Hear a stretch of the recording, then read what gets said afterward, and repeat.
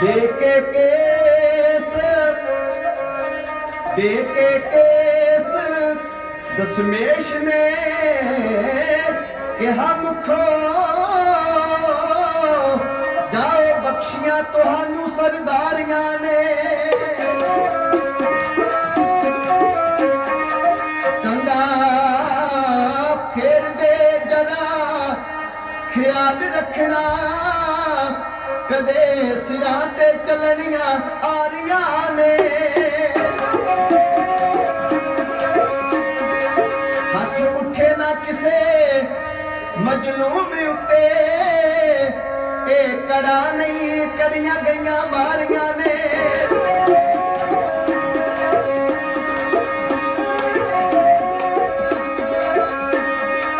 कछ कड़ा किरपान दी दात दे के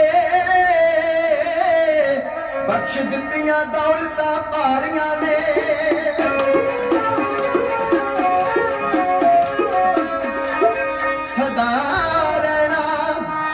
सदा रहना मजलूम दी ढाल बन के इसे लई किरपान दा दान दिता डरदा रखेगा काल भी तुसा कोलों अमृत खंडे दा तुसा ने पान कीता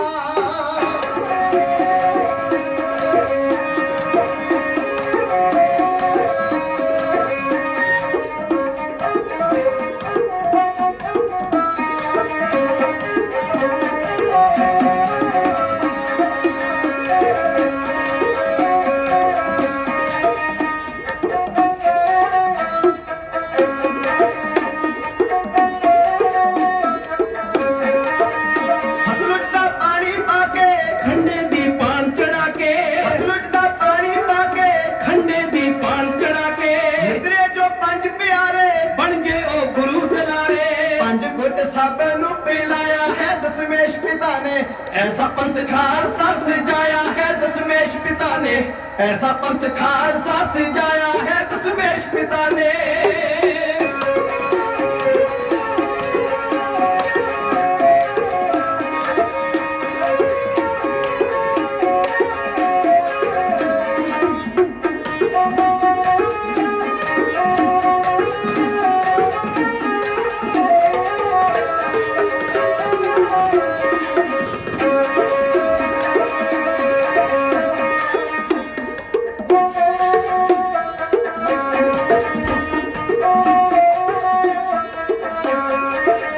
रखिया मजलूम दी करनी माड़े दी हमी परनी रखिया मजलूम दी करनी माड़े दी हमी परनी रैतां विच पक्के रहना डाडे दा जुल्म निसैना रैतां विच पक्के रहना डाडे दा जुल्म निसैना ऐसा सानू सबक सिखाया है दशमेश पिता ने ऐसा पंथ खालसा सजाया है दशमेश पिता ने ऐसा पंथ खालसा सजाया है दशमेश पिता ने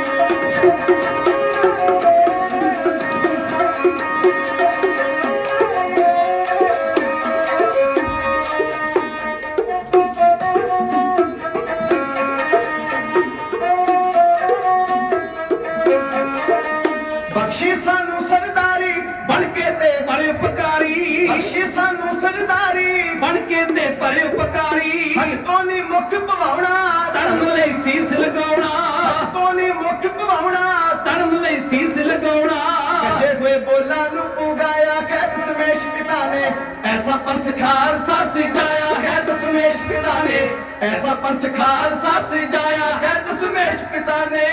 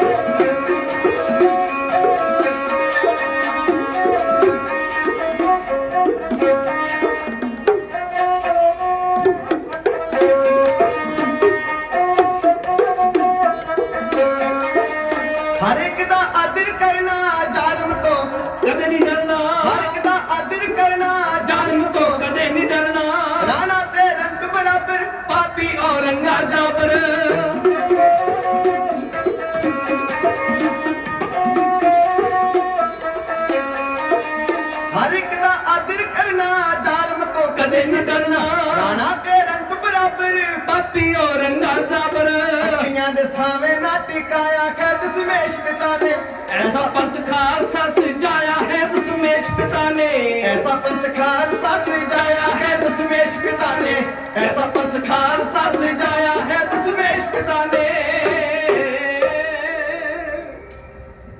कलगियां वालिया तेरियां करनियां ने साडा संगल गुलामी दा तोड़ दिता।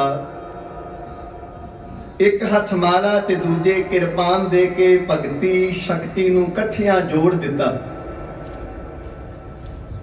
अमृत दे के खंडे दी धार विचों नवें मोड़ वाल कौम नूं मोड़ दिता। ऐसे मुर्दियां दिलां विच जान पाई, फड़ के चिड़ी ने बाज मरोड़ दिता। जुगो जुग अटल गुरु गरीब निवाज, चवर छत्र तख्त सिंहासन के मालिक, करुणा निदान कृपा दे सागर, बख्शिंद बख्शनहार मेहरबान दयावान दयालु अते कृपालु सतगुरु, सर्व कला समर्थ चवर छत्र तख्त सिंहासन के मालिक, धन धन धन साहिब श्री गुरु ग्रंथ साहिब जीओ महाराज साहिब सच्चे पातशाह। सतगुरां दी पावन अते पवित्र हजूरी अंदर बड़ी श्रद्धा प्रेम भावना दे नाल दूरों नेड़े चल के हजूर दे पवित्र चरणों विच हाਜ਼ਰੀਆਂ भरन वास्ते पहुंचे अते सज बैठे। गुरु रूप गुरु प्यारे गुरु सवारे गुरु खालसा साध संगत जी, सतगुरु जी दे अदब सत्कार सन्मान विच दोवें हथ जोड़ के सीस झुकाइए, रसना फतेह दे सिमरन नाल पवित्र करिए। सारी संगत गज के आखिए जी वाहिगुरु जी का खालसा वाहिगुरु जी की फतेह। ज्यों बुलावे त्यों बोला है स्वामी, कुदरत कवन हमारी, साध संग नानक जस गायो। जो प्रभु की अत प्यारी सतगुरां ने महान बख्शिश की है। महान नगर कीर्तन खालसा साजना दिवस नूं समर्पित, खालसा पंथ दे प्रगट दिवस नूं समर्पित आप सरबत संगतां दे सहयोग दे नाल, गुरु घर दे प्रबंधक जनां दे सहयोग दे नाल ਅਤੇ ਆਪ ਜੀ ਸਾਰੇ ਕੀ ਗੁਰਮੁਖਾਂ ਪਿਆਰਿਆਂ ਦੀ ਸੇਵਾ ਦੇ ਨਾਲ ਸਹਿਯੋਗ ਦੇ ਨਾਲ ਉਦਮ ਸਦਕਾ ਮਹਾਨ ਨਗਰ ਕੀਰਤਨ ਆਪ ਜੀ ਨੇ ਕੀਤੇ। ਨਗਰ ਕੀਰਤਨ ਗੁਰਦੁਆਰਾ ਸਾਹਿਬ ਤੋਂ ਆਰੰਭ ਹੋ ਕੇ ਵੱਖ-ਵੱਖ ਜਗ੍ਹਾ ਤੋਂ ਹੁੰਦੇ ਹੋਏ ਗੁਰਦੁਆਰਾ ਸਾਹਿਬ ਵਿਖੇ ਆ ਕੇ ਨਗਰ ਕੀਰਤਨ ਦੀ ਸਮਾਪਤੀ ਹੋਈ ਤੇ ਉਪਰੰਤ ਦੀਵਾਨ ਸਜੇ ਨੇ, ਜਿੱਥੇ ਆਪ ਜੀ ਨੇ ਰੱਬੀ ਬਾਣੀ ਦਾ ਕੀਰਤਨ ਸਰਵਣ ਕੀਤਾ ਹੈ। ਕੁਝ ਕੁ ਸਮਾਂ ਢਾਡੀ ਵਾਰਾਂ ਦਾ ਸਤਿਗੁਰੂ ਪਾਤਸ਼ਾਹ ਜੀ ਨੇ ਬਖਸ਼ਿਆ ਹੈ। आओ आपां कुछ समा गुर इतिहास नाल जुड़न दी किरपालता करिए। बड़ी वड्डी गिणती विच संगत ने नगर कीर्तन विच हाज़री भरी है ते जिहड़ा नगर कीर्तन दा महात्मक है वो है खालसा साजना दिवस नूं समर्पित।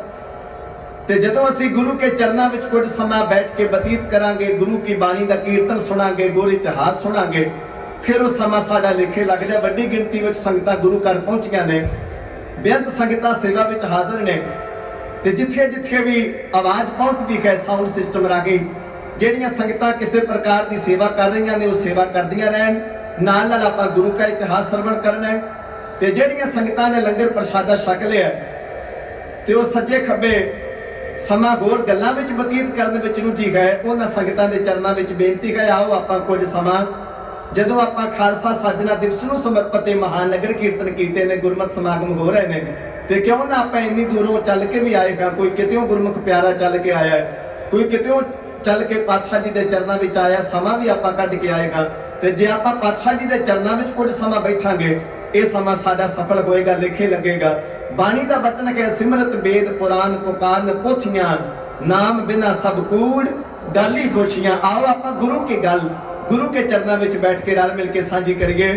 ਮਹਾਨ ਨਗਰ ਕੀਰਤਨ ਦੀਆਂ, ਗੁਰਮਤਿ ਸਮਾਗਮ ਦੀਆਂ ਤੇ ਖਾਲਸਾ ਜੀ ਦੇ ਪ੍ਰਗਟ ਦਿਵਸ ਦੀਆਂ ਆਪ ਸਾਰੀਆਂ ਸੰਗਤਾਂ ਨੂੰ ਬਹੁਤ ਬਹੁਤ ਵਧਾਈਆਂ ਹੋਵਣ। ਹਜ਼ੂਰ ਸਾਰਿਆਂ ਦੀਆਂ ਸੇਵਾਵਾਂ ਅਤੇ ਹਾਜ਼ਰੀਆਂ ਦਰ ਪ੍ਰਵਾਨ ਕਰਨ ਢਾਡੀ ਜਥੇ ਨੇ। ਗੁਰ ਇਤਿਹਾਸ ਆਪ ਸੰਗਤ ਦੇ ਸਨਮੁਖ ਅਰਜ਼ ਕਰਨਾ ਹੈ। ਕਲਗੀਆਂ ਵਾਲੇ ਪਾਤਸ਼ਾਹ ਗੁਰੂ ਗੋਬਿੰਦ ਸਿੰਘ ਮਹਾਰਾਜ ਜੀ ਦੇ ਪਾਵਨ ਪਵਿੱਤਰ ਜੀਵਨ ਵਿੱਚੋਂ ਜਦੋਂ ਕਲਗੀਆਂ ਵਾਲੇ ਪਾਤਸ਼ਾਹ ਮਹਾਰਾਜ ਜੀ ਦਾ ਇਤਿਹਾਸ ਅਸੀਂ ਪੜ੍ਹਨ ਦਾ ਯਤਨ ਕਰਦੇ ਹਾਂ ਤੇ ਹਜ਼ੂਰ ਇਸ ਸੰਸਾਰ ਉੱਤੇ ਆਉਣ ਦਾ ਆਪਣਾ ਕਾਰਜ ਲਿਖਦੇ ਨੇ, ਕਾਰਨ ਲਿਖਦੇ ਨੇ ਕਿ ਸਾਡਾ ਮਕਸਦ ਕੀ ਹੈ ਇਸ ਸੰਸਾਰ ਉੱਤੇ ਆਉਣ ਦਾ।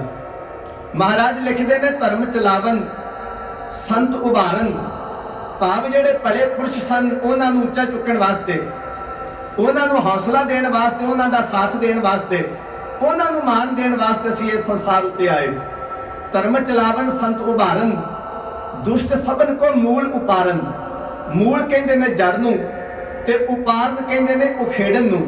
महाराज कहते मैं भले पुरुषां दियां रब दे प्यारियां दियां जड़ां होर डूंघियां करन वास्ते आया हां ते जिहड़े जुल्म करन वाले जरवाने ने उन्हां दियां जड़ां जड़ तो पुट्टण वास्ते, उन्हां नूं मूल तो उधेड़न वास्ते, मूल तो खेड़न वास्ते, उन्हां दियां जड़ां पुट्टण वास्ते इस संसार ते मैनूं उस अकाल पुरख ने भेजिया। धर्म चलावन संत उभारन दुष्ट सबन को मूल उपारन। जालमां दियां जड़ां पुट्टण वास्ते ते भले पुरुषां दियां जड़ां डूंघियां करन वास्ते मैनूं उस अकाल पुरख ने संसार उत्ते भेजिया। महान एक कारज दे के, वो कारज यह है, हजूर लिखते ने अकाल पुरख ने मैनूं पंथ चलावन दा हुक्म दिता ते मैं अकाल पुरख दे चरनां विच बेनती कीती है, अकाल पुरख वाहिगुरू ये तुहाडी रहमत तो बिना नहीं चल सकदा। ठाड पायो मैं जोर कर बचन कहा सिर न्याय, पंथ चलै तब जगत में जब तुम करो सहाय। वाहिगुरू जदों तुसीं कोई किरपा करोगे, तुसीं रहमत करोगे, उदों यह पंथ चलाउण वाला कारज हो सकदा है, तुहाडी सहायता तो बिना नहीं। पंथ चलै तब जगत में जब तुम करो सहाय। फिर बाजा वाले प्रीतम कहते ने मैनूं उस अकाल पुरख ने यह बख्शिश दी, एक प्रण दिता, एक वचन दिता। अकाल पुरख ने आख्या मैं अपना सुत तोहे नवाजा, मैं अपना तेनों पुत्र थापदा हां, मैं अपना तेज प्रताप तेरी झोली विच पाउंदा हां, मैं अपना सुत तोहे नवाजा। पंथ प्रचार करबे को साजा, जाए तहां तै धर्म चलाए, कबूत करन ते लोग हटाए। जेडे लोग परमात्मा नूं छड्ड के कोई किसी देवते नूं पूज रहा है, कोई किसी पत्थर नूं रब बना के बैठा है, कोई किसी मड़ी की पूजा कर रहा है, कोई किसी दरखत की पूजा कर रहा है। लोग वंडे गए ने ते धर्म के नाम से लड़ रहे ने, मूल लोगों ने भुला दिता है, परमात्मा के नाम उत्ते झगड़े पा रहे ने। पर परमात्मा की प्राप्ति किसी विरले विरले नूं है, परमात्मा की सोझी किसी विरले विरले नूं है। रब के नाम से लड़ी सारे जाते हैं।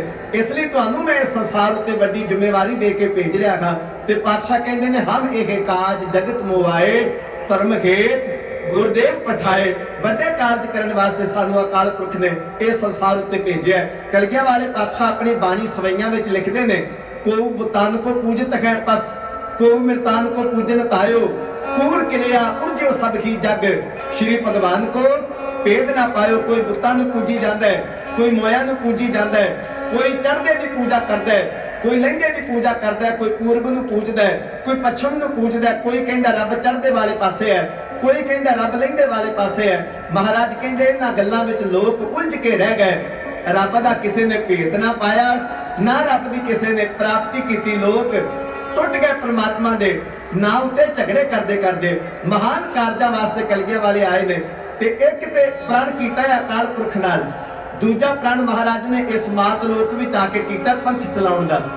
वो किस वेले जदों धन गुरु तेग बहादुर महाराज जी की शहादत दिल्ली हुई, शीस लैके भाई जैता आए श्री अनंदपुर साहिब। नौवें पातशाह के सीस का संस्कार होने लगे ते कलगियां वाले पातशाह ने पूछिया भाई जैतिया जदों शहादत हो रही सी, भाई मती दास आरे नाल चीरे गए, दयाल दास देग विच उबाले गए, भाई सती दास नूं रूह विच लपेट के अग ला के साड़ दिता गया। नौवें पातशाह सतगुरु दे सीस उत्ते तलवार दा वार कीता गया। जिउंदे पुरुष नूं किसे नूं आरे नाल चीरिया जाए, जिउंदे मनुख नूं देग विच उबालिया जाए, बड़ा वड्डा जुल्म है, बड़ा वड्डा सितम है। अगर किसी दियां अखां दे सामने कुछ होवे ते जिहड़ा बंदा थोड़ा बड़ा दर्द रखदा है उहदे खिलाफ आवाज़ जरूर बुलंद करेगा कि यह गलत है। महाराज ने कहा इन्ना पाप होया, इन्ना अत्याचार होया, दिल्ली की धरती ते हज़ारां लोग वसदे ने दिल्ली विच, कोई नहीं बोलिया इस जुल्म के खिलाफ, किसी ने ना आवाज़ बुलंद की। भाई जैते उत्थे कोई सिख नहीं सी जां दिल्ली के लोगों विचों किसी ने भी कोई आवाज़ नहीं बुलंद की इस जुल्म के खिलाफ। भाई जैते ने आख्या दादा दिल्ली के लोग मुर्दियां की पूजा कर करके, बुतां की पूजा कर करके पत्थर हो गए ने, रूह नहीं रही उन्हां विच, ना कोई जमीन नाम की चीज़ है, ना कोई अणख है, ना कोई गैरत है, मुर्दा हो गए ने लोग, केवल ते केवल जिउंदियां लाशां तुरियां फिरदियां ने। महाराज किसी ने इस पाप के खिलाफ आवाज़ नहीं बुलंद की। दूजी गल गुरु घर के सिख उत्थे खड़े होणगे, पर पातशाह सिखां दा वखरा कोई रूप ना होण करके, वखरी कोई पछाण ना होण करके मैं नहीं पछाण सकिया कि हज़ारां की भीड़ में कोई गुरु नानक नाम लेवा सिख भी खड़ा जा नहीं। महाराज मैं कोई वड्डी गिनती में सिख नहीं देखे, ना पहचाने जा सके, इकट्ठ बहुत है, ਤੇ ਦੂਜੀ ਗੱਲ महाराज हिंदुस्तान ਦੇ ਲੋਕਾਂ ਦੀ ਹਾਲਤ ਇਹ ਹੈ, ਇਹਨਾਂ ਦੇ ਮੰਦਰ ਤੋੜੇ ਗਏ, ਮੂਰਤੀਆਂ ਤੋੜੀਆਂ ਗਈਆਂ, ਲੱਖਾਂ ਲੋਕਾਂ ਦਾ ਕਤਲੇਆਮ ਬਾਦਸ਼ਾਹ ਨੇ ਕੀਤਾ। ਤੇ महाराज ਇਹ ਲੋਕ ਕਹਿੰਦੇ ਜ਼ੁਲਮ ਦੇ ਖਿਲਾਫ ਆਵਾਜ਼ ਬੁਲੰਦ ਕਰਦੇ। ਗਰੀਬ ਨਵਾਜ ਪਾਤਸ਼ਾਹ ਗੁਰੂ ਤੇਗ ਬਹਾਦਰ ਸਾਹਿਬ ਉਹਨਾਂ ਦੀ ਸ਼ਹਾਦਤ ਦਾ ਮੌਕਾ ਹੈ, ਸਤਿਗੁਰਾਂ ਦਾ ਸੀਸ ਕਲਗੀਆਂ ਵਾਲੇ ਪਾਤਸ਼ਾਹ ਦੀ ਬੁੱਕਲ ਵਿੱਚ ਹੈ। ਹਜ਼ੂਰ ਨੇ ਆਖਿਆ ਭਾਈ ਜੀਵਨ ਸਿੰਘ ਜੈਤਾ ਜੀ, ਵਕਤ ਆਏਗਾ ਮੈਂ ਇਦਾਂ ਦਾ ਸਿੱਖ ਤਿਆਰ ਕਰਾਂਗਾ, ਅਗਰ ਉਹਦੀਆਂ ਅੱਖਾਂ ਦੇ ਸਾਹਮਣੇ ਜ਼ੁਲਮ ਅਤਿਆਚਾਰ ਹੋਏਗਾ ਉਹ ਜ਼ੁਲਮ ਕਦੇ ਵੀ ਵੇਖ ਕੇ ਬਰਦਾਸ਼ਤ ਨਹੀਂ ਕਰੇਗਾ, ਉਹ ਜ਼ਰੂਰ ਉਸ ਜ਼ੁਲਮ ਦੇ ਖਿਲਾਫ ਲੜਾਈ ਲੜੇਗਾ। ਮੇਰਾ ਸਿੱਖ ਬੁਲੰਦ ਆਵਾਜ਼ ਵਿੱਚ ਆਖੇਗਾ, ਜਾਓ ਤਾਂ ਪ੍ਰੇਮ ਖੇਲਣ ਕਾ ਚਾਓ, ਸਿਰ ਤਰ ਤਲੀ ਗਲੀ ਮੇਰੀ ਆਓ। ਹੁਣ ਵੀ ਜਿਹੜਾ ਕਿਸਾਨ ਅੰਦੋਲਨ ਬੜੀ ਵੱਡੀ ਗਿਣਤੀ ਵਿੱਚ ਲੜਿਆ ਗਿਆ, ਲੱਖਾਂ ਲੋਕਾਂ ਨੇ ਉਹਦੇ ਵਿੱਚ ਸ਼ਿਰਕਤ ਕੀਤੀ, ਪਰ ਸਭ ਤੋਂ ਵੱਧ ਜੇ ਯੋਗਦਾਨ ਕਿਸੇ ਸੂਬੇ ਨੇ ਪਾਇਆ ਤੇ ਉਹ ਪੰਜਾਬ ਨੇ ਪਾਇਆ, ਪੰਜਾਬੀਆਂ ਨੇ ਪਾਇਆ। ਜੇ ਧਾਰਮਿਕ ਤੌਰ ਤੇ ਗੱਲ ਕਰੀਏ ਤੇ ਸਿੱਖਾਂ ਦਾ ਸਭ ਤੋਂ ਵੱਡਾ ਸਹਿਯੋਗ ਦੁਨੀਆ ਭਰ ਵਿੱਚੋਂ ਰਿਹਾ।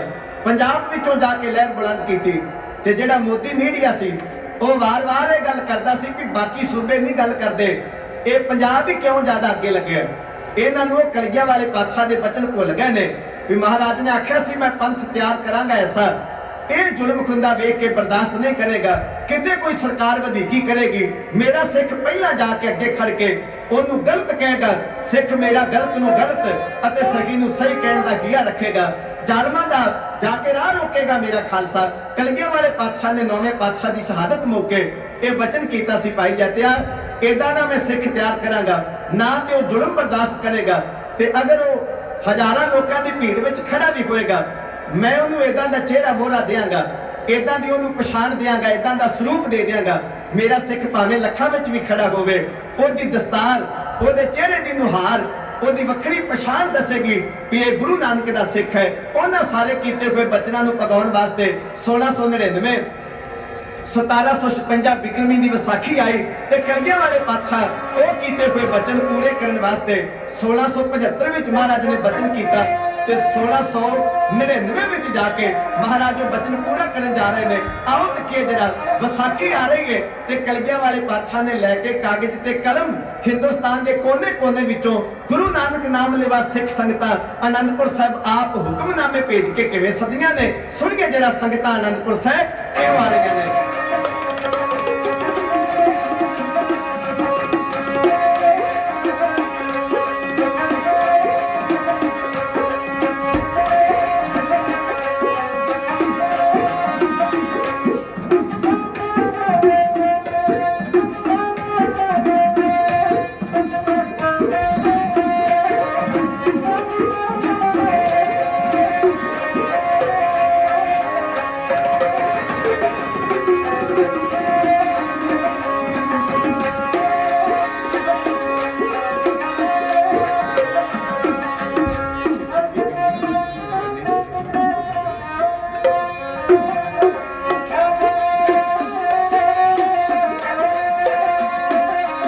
ਬੈਠ ਆਨੰਦਪੁਰ ਸਤਿਗੁਰਾਂ ਨੇ ਚਿੱਠੀਆਂ ਪਾਈਆਂ, ਬੈਠ ਆਨੰਦਪੁਰ ਸਤਿਗੁਰਾਂ ਨੇ ਚਿੱਠੀਆਂ ਪਾਈਆਂ, ਦੇ ਕੇ ਹੁਕਮ ਹਜੂਰ ਨੇ ਸੰਗਤਾਂ ਮੰਗਵਾਈਆਂ, ਦੇ ਕੇ ਹੁਕਮ ਹਜੂਰ ਨੇ ਸੰਗਤਾਂ ਮੰਗਵਾਈਆਂ।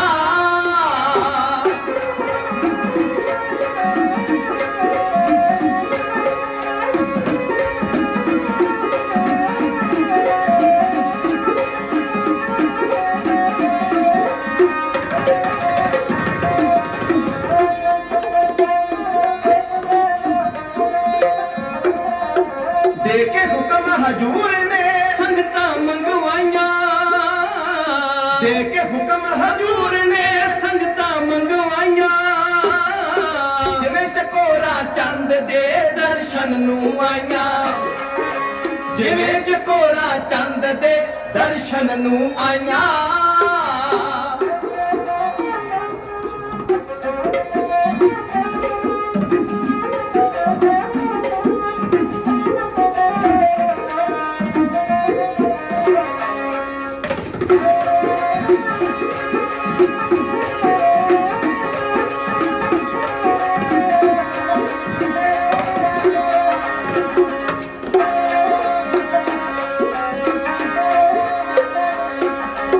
ਜਿਵੇਂ ਚਕੋਰਾ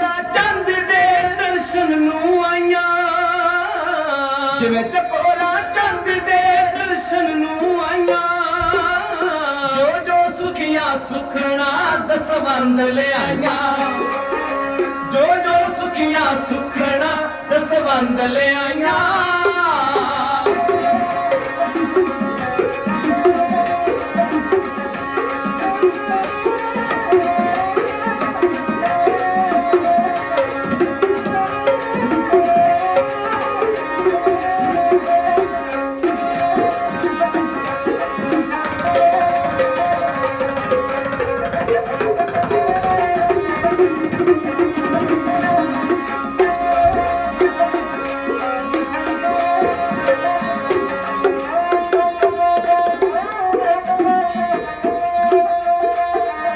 ਜੋ ਜੋ ਸੁਖੀਆਂ ਸੁਖਣਾ ਦਸਵੰਦ ਲਿਆਈਆਂ ਜੋ ਜੋ ਸੁਖੀਆਂ ਸੁਖਣਾ ਦਸਵੰਦ ਲਿਆਈਆਂ ਪਰ ਕਿਸੇ ਨਾ ਬੁਝਿਆ ਨੂਰ ਜੀ ਇਹ ਕਿਉਂ ਬੁਲਾਈਆਂ ਪਰ ਕਿਸੇ ਨਾ ਬੁਝਿਆ ਨੂਰ ਜੀ ਇਹ ਕਿਉਂ ਬੁਲਾਈਆਂ ਪਰ ਕਿਸੇ ਨਾ ਬੁਝਿਆ ਨੂਰ ਜੀ ਇਹ ਕਿਉਂ ਬੁਲਾਈਆਂ ਸਾਹਿਬ ਸ਼੍ਰੀ ਗੁਰੂ ਗੋਬਿੰਦ ਸਿੰਘ ਮਹਾਰਾਜ ਨੇ ਅਨੰਦਪੁਰ ਸਾਹਿਬ ਵਿਸਾਖੀ ਦਾ ਵਿਸ਼ਾਲ ਇਕੱਠ ਕੀਤਾ। ਜੇ ਕੋਈ ਸਾਨੂੰ ਸਵਾਲ ਕਰਕੇ ਪੁੱਛ ਲਵੇ ਵੀ ਇਹ ਵਿਸਾਖੀ ਦਾ ਜੋੜ ਮੇਲਾ ਕਿਸ ਗੁਰੂ ਸਾਹਿਬ ਵੇਲੇ ਆਰੰਭ ਹੋਇਆ ਤੇ ਸਾਡੇ ਕੋਲ ਉਹਦਾ ਉੱਤਰ ਹੋਣਾ ਲਾਜ਼ਮੀ ਹੈ। ਵਿਸਾਖੀ ਦਾ ਜੋੜ ਮੇਲਾ ਧੰਨ ਸਤਿਗੁਰੂ ਗੁਰੂ ਅਮਰਦਾਸ ਮਹਾਰਾਜ ਨੇ ਆਰੰਭ ਕੀਤਾ। ਗੁਰੂ ਘਰ ਵਿੱਚ ਵਿਸਾਖੀ ਦਾ ਜੋੜ ਮੇਲਾ ਲੱਗਣਾ ਇਹ ਤੀਜੇ ਪਾਤਸ਼ਾਹ ਗੁਰੂ ਅਮਰਦਾਸ ਮਹਾਰਾਜ ਨੇ ਆਰੰਭ ਕੀਤਾ। ਦੁਆਬੇ ਦੇ ਵਿੱਚ ਸ਼੍ਰੀ ਸੁਲਤਾਨਪੁਰ ਸਾਹਿਬ ਦੇ ਲਾਗੇ ਪਿੰਡ ਪੈਂਦਾ ਹੈ ਡੱਲਾ। ਡੱਲੇ ਪਿੰਡ ਦਾ ਮਹਾਨ ਗੁਰਸਿੱਖ ਹੋਇਆ ਹੈ ਪਰਮਹੰਸ ਭਾਈ ਪਾਰੋ। ਭਾਈ ਪਾਰੋ ਨੇ ਬੇਨਤੀ ਕੀਤੀ ਸੀ ਧੰਨ ਗੁਰੂ ਅਮਰਦਾਸ ਮਹਾਰਾਜ ਨੂੰ, ਸਤਿਗੁਰੂ ਮੈਂ ਦਰਸ਼ਨ ਕਰਨੇ ਚਾਹੁੰਦਾ ਹਾਂ ਗੁਰੂ ਨਾਨਕ ਨਾਮ ਲੈਵਾ ਸਿੱਖ ਸੰਗਤਾਂ ਦੇ। ਜਿੱਥੇ ਜਿੱਥੇ ਵੀ ਕੋਈ ਗੁਰੂ ਨਾਨਕ ਨਾਮ ਲੈਵਾ ਸਿੱਖ ਵਸਦਾ ਹੈ ਮਹਾਰਾਜ ਇੱਕ ਵਿਸ਼ਾਲ ਇਕੱਠ ਹੋਵੇ ਤੇ ਇੱਕੇ ਵਾਰ ਆਪ ਜੀ ਦੀਆਂ ਸੰਗਤਾਂ ਦੇ ਦਰਸ਼ਨ ਦੀਦਾਰ ਹੋਣ। ਤੇ ਦੂਜਾ ਮਹਾਰਾਜ ਵਿਸ਼ਾਲ ਇਕੱਠ ਇੱਕੇ ਦਿਨ ਕਰਨ ਦੇ ਨਾਲ ਇਹ ਹੋਏਗਾ ਵੀ ਜਿਹੜੀ ਸੰਗਤ ਦਿੱਲੀ ਵਸਦੀ ਹੈ, ਕੋਈ ਸੰਗਤ ਲਾਹੌਰ ਵਸਦੀ ਹੈ, ਕੋਈ ਸੰਗਤ ਮਹਾਰਾਜ ਕਾਬਲ ਰਹਿੰਦੀ ਹੈ, ਕੋਈ ਸੰਗਤ ਕੰਧਾਰ ਰਹਿੰਦੀ ਹੈ। ਜਦੋਂ ਇੱਕੇ ਦਿਨ ਸਾਰੀਆਂ ਸੰਗਤਾਂ ਗੁਰੂ ਘਰ ਵਿੱਚ ਆਉਣਗੀਆਂ ਤੇ ਸੰਗਤ ਦੀ ਆਪਸੀ ਭਾਈਚਾਰਕ ਸਾਂਝ ਜਿਹੜੀ ਹੈ ਮੇਲ ਜੋਲ ਉਹ ਆਪਸ ਵਿੱਚ ਬਣੇਗਾ, ਭਾਈਚਾਰਕ ਸਾਂਝ ਮਜ਼ਬੂਤ ਹੋਏਗੀ। ਤੇ ਗੁਰੂ ਘਰ ਦੇ ਜਿਹੜੇ ਨਵੇਂ ਫਰਮਾਨ ਨੇ ਜੋ ਆਪ ਜੀ ਸਿੱਖੀ ਦੇ ਸਿਧਾਂਤ ਬਖਸ਼ਿਸ਼ ਕਰਦੇ ਹੋ ਉਹ ਇੱਕੇ ਵਾਰੀ ਸੰਗਤ ਨੂੰ ਵਿਸ਼ਾਲ ਇਕੱਠ ਵਿੱਚ ਦੱਸ ਦਿੱਤੇ ਜਾਣ ਤਾਂ ਜੋ ਵਾਰ-ਵਾਰ ਦੂਰ-ਦੂਰ ਜਾ ਕੇ ਜਦੋਂ ਮੇਵੜੇ ਸਿੱਖ ਸੁਨੇ ਪਹੁੰਚਾਉਂਦੇ ਨੇ ਤੇ ਮਹਾਰਾਜ ਕਈ ਵਾਰ ਖਬਰ ਪਹੁੰਚਾਉਂਦਿਆਂ ਖਬਰ ਦਾ ਰੂਪ ਹੀ ਹੋਰ ਬਣ ਜਾਂਦਾ ਹੈ। ਕਈ ਵਾਰ ਕਿਸੇ ਨੇ ਇੱਕ ਦੇ ਕੋਲੋਂ ਕੋਈ ਗੱਲ ਸੁਣੀ ਹੋਵੇ ਉਹ ਦੂਜੇ ਤੱਕ ਜਾਂਦਿਆਂ ਅੱਧੀ ਰਹਿ ਜਾਂਦੀ ਹੈ, ਤੀਸਰੇ ਤੱਕ ਜਾਂਦਿਆਂ ਗੱਲ ਹੋਰ ਹੀ ਕੁਝ ਰੂਪ ਧਾਰਨ ਕਰ ਜਾਂਦੀ ਹੈ। ਇਸ ਲਈ ਗਰੀਬ ਨਿਵਾਜ ਜਿਹੜੇ ਗੁਰੂ ਘਰ ਦੇ ਹੁਕਮਨਾਮੇ ਨੇ ਆਪ ਜੀ ਦੇ ਫਰਮਾਨ ਨੇ ਆਪ ਜੀ ਦੀ ਰਸਨਾ ਤੋਂ ਸੰਗਤ ਸੁਣੇ ਤੇ ਇਕੱਠ ਵੱਡਾ ਹੋਵੇ। ਇਦਾਂ ਮਹਾਰਾਜ ਨੇ ਭਾਈ ਪਾਰੋ ਦੀ ਫਿਰ ਬੇਨਤੀ ਪ੍ਰਵਾਨ ਕੀਤੀ ਤੇ ਸਤਿਗੁਰਾਂ ਨੇ ਕਿਹਾ ਕਿਹੜਾ ਦਿਨ ਨਿਯਤ ਕਰਨਾ ਚਾਹੀਦਾ ਹੈ। ਭਾਈ ਪਾਰੋ ਨੇ ਆਖਿਆ ਮਹਾਰਾਜ ਪਹਿਲੀ ਵਿਸਾਖ ਦਾ ਦਿਨ ਨਿਯਤ ਹੋਇਆ।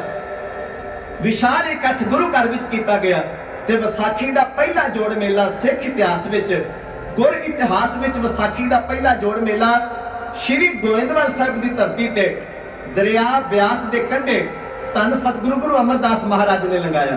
ਤੇ ਤੀਜੇ ਪਾਤਸ਼ਾਹ ਜੀ ਦੇ ਵੇਲੇ ਤੋਂ ਇਹ ਮੇਲਾ ਵਿਸਾਖੀ ਦਾ ਲੱਗਣਾ ਆਰੰਭ ਹੋਇਆ। ਚੌਥੇ ਪਾਤਸ਼ਾਹ ਵਿਸਾਖੀ ਦਾ ਜੋੜ ਮੇਲਾ ਅੰਮ੍ਰਿਤਸਰ ਸਾਹਿਬ ਕਰਦੇ।